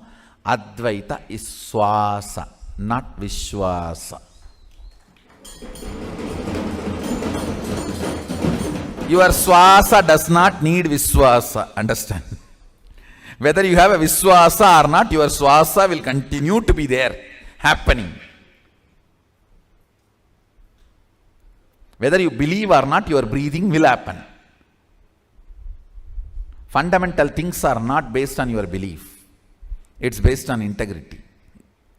Fortunately, Sadashiva's religion is not based on belief, it is based on integrity.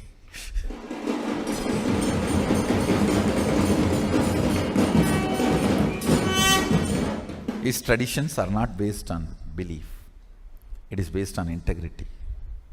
Sit with the decision to enrich and cause everyone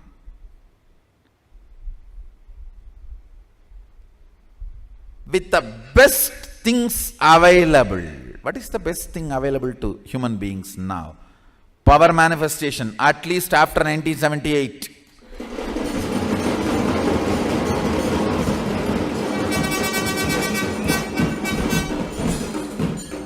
All other charities are outdated now. This is the most important, best thing available. Your decision to enrich and cause others. You will see so many doors inside you will start opening. Your third eye just gets refueled, rejuvenated, re-energized, thankful by Sadashiva's energy. Sit with this one thought current. Now, I'll make sure your tank is full.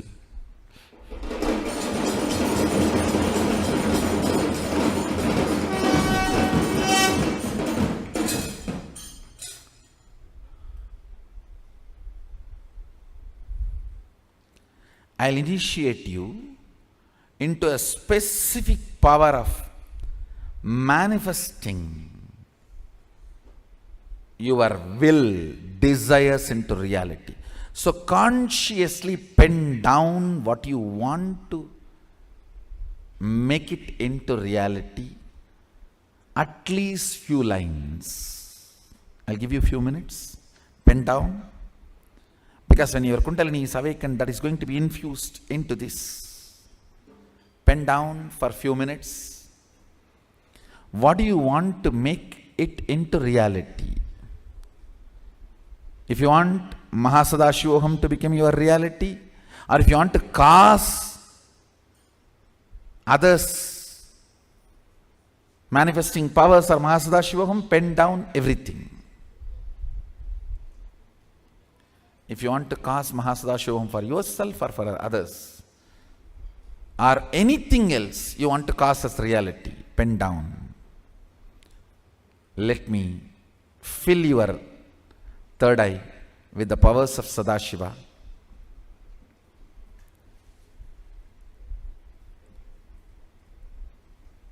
Quickly pen down, we have only few minutes. Agatiyar, Moolar, Unnakisar, Natravattu Pulattiyarum, Poonai Kannar, Gandhidai Kadarum, Bogar, Pulikkaiyesar, Karuvurar, Konganavar Kalanji, Sindhi Algannar, Agapeyar Pambatti, Therayarum Kudambayarum, Sattainadar, Sindamil Ser Sittar, Padinenmar Padam, Sindayunni, Sirattaniyai, Sertivalvam.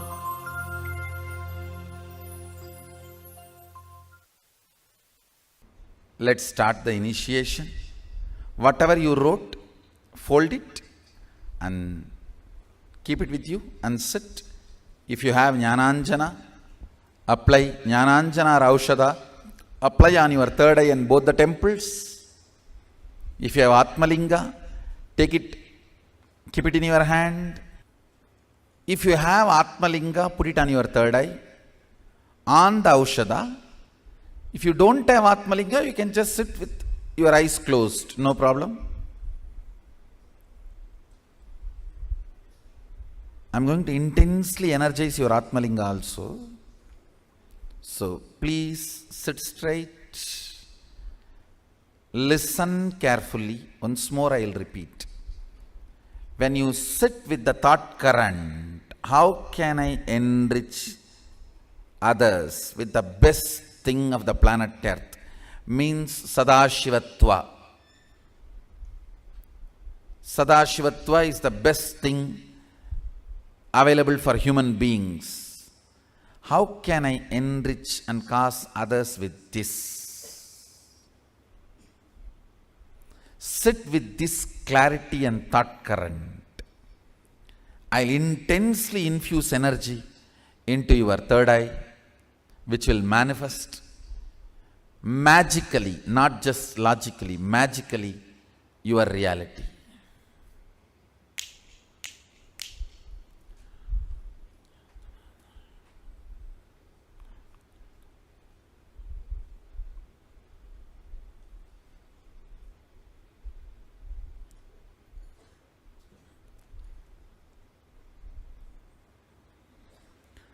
Om Nithyananda Mahasadaशिवोऽहम्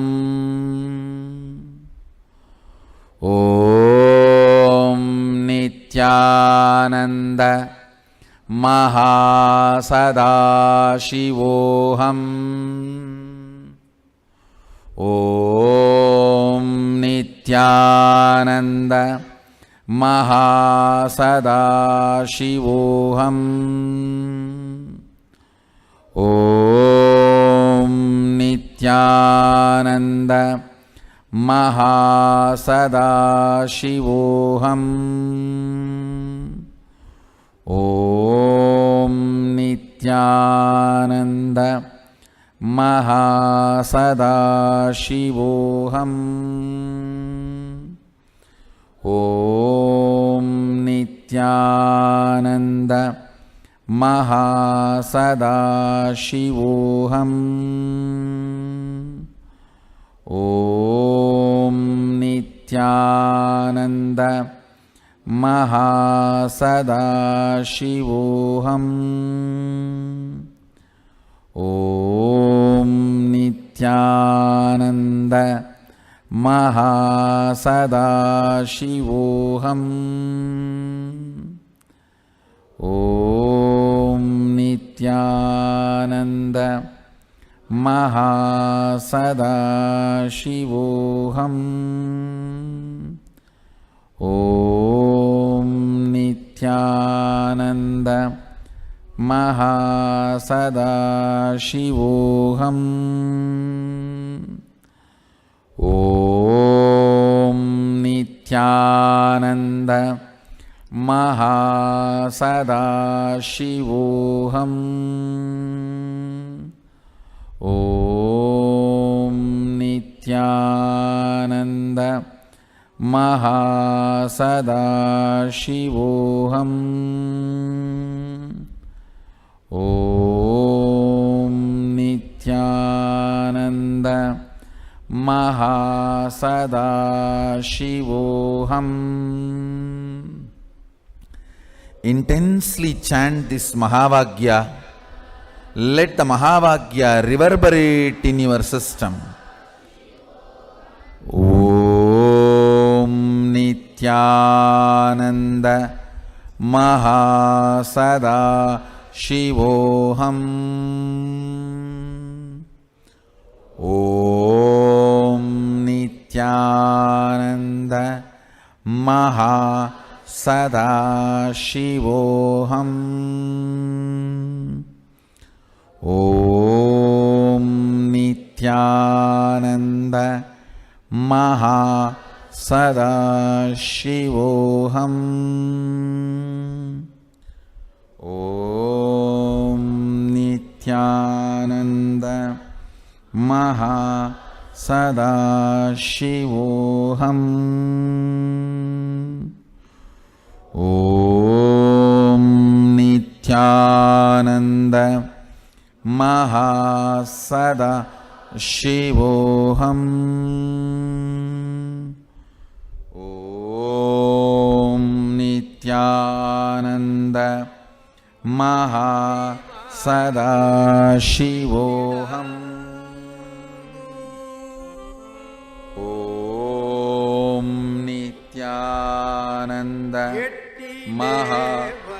Sadashivoham. Om Nithyananda Mahasadashivoham.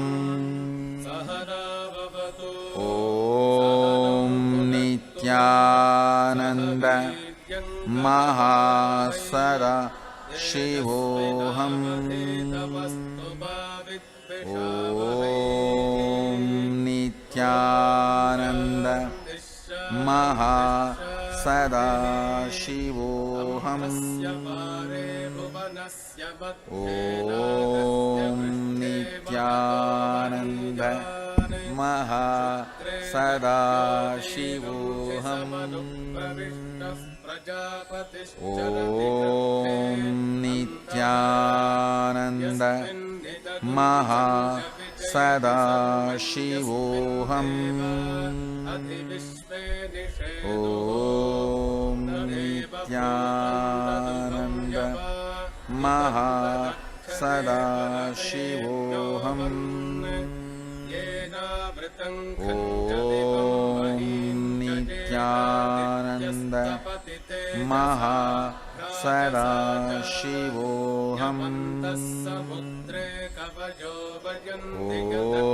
Om Nithyananda Mahasadashivoham. Om Nithyananda Mahasadashivoham. Om Nithyananda Mahasadashivoham. Om Nithyananda Mahasadashivoham. Om Nithyananda Mahasadashivoham. Om Nithyananda Mahasadashivoham.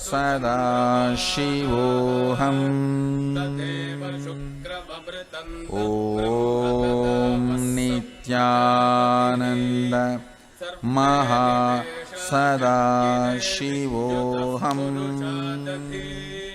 Om Nithyananda Mahasadashivoham.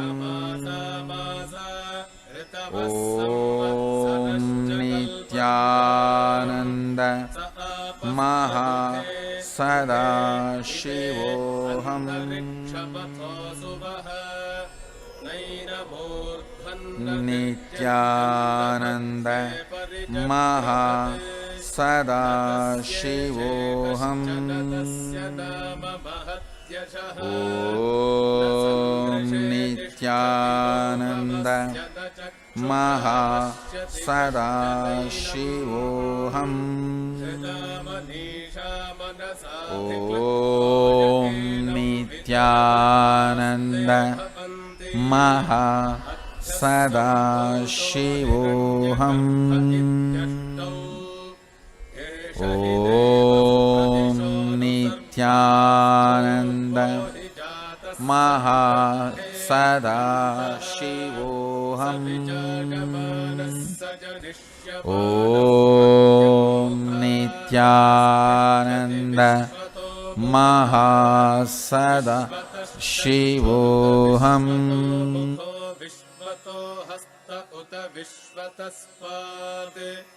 Sambahubhyam namati sampatatrairdyava prithvi janajan deva ekaha. Nithyananda Mahasadashivoham. Let Mahasadashiva's breathing space manifest in everyone here.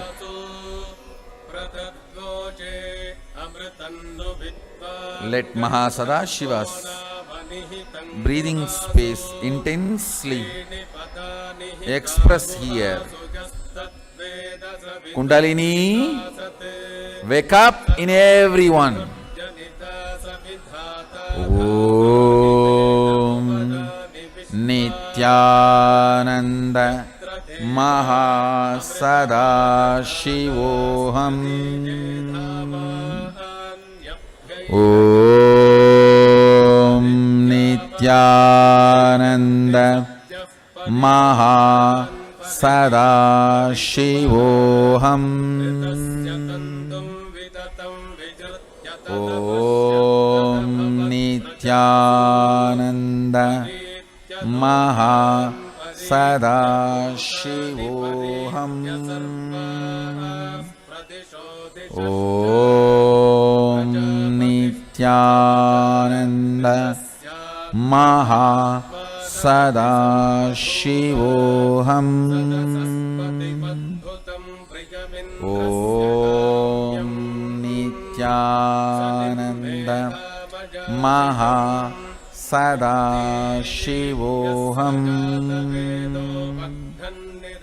Om Nithyananda Mahasada Shivoham. Om Nithyananda Mahasada Shivoham. Om Nithyananda Mahasada Shivoham. Om Nithyananda Mahasada Shivoham. Om Nithyananda Mahasada Shivoham. Om Nithyananda Mahasada Shivoham. Om Nithyananda Mahasada Shivoham. Om Nithyananda Sada Shivoham. Om Nithyananda Mahasada Shivoham.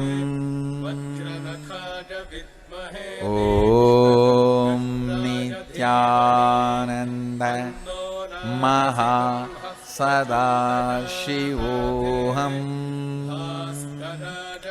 Om Nithyananda Mahasada Shivoham. Om Nithyananda Mahasada Shivoham. Om Nithyananda Mahasada Shivoham. Om Nithyananda Mahasada Shivoham. Om Nithyananda Mahasada Shivoham. Om Nithyananda Mahasada Shivoham.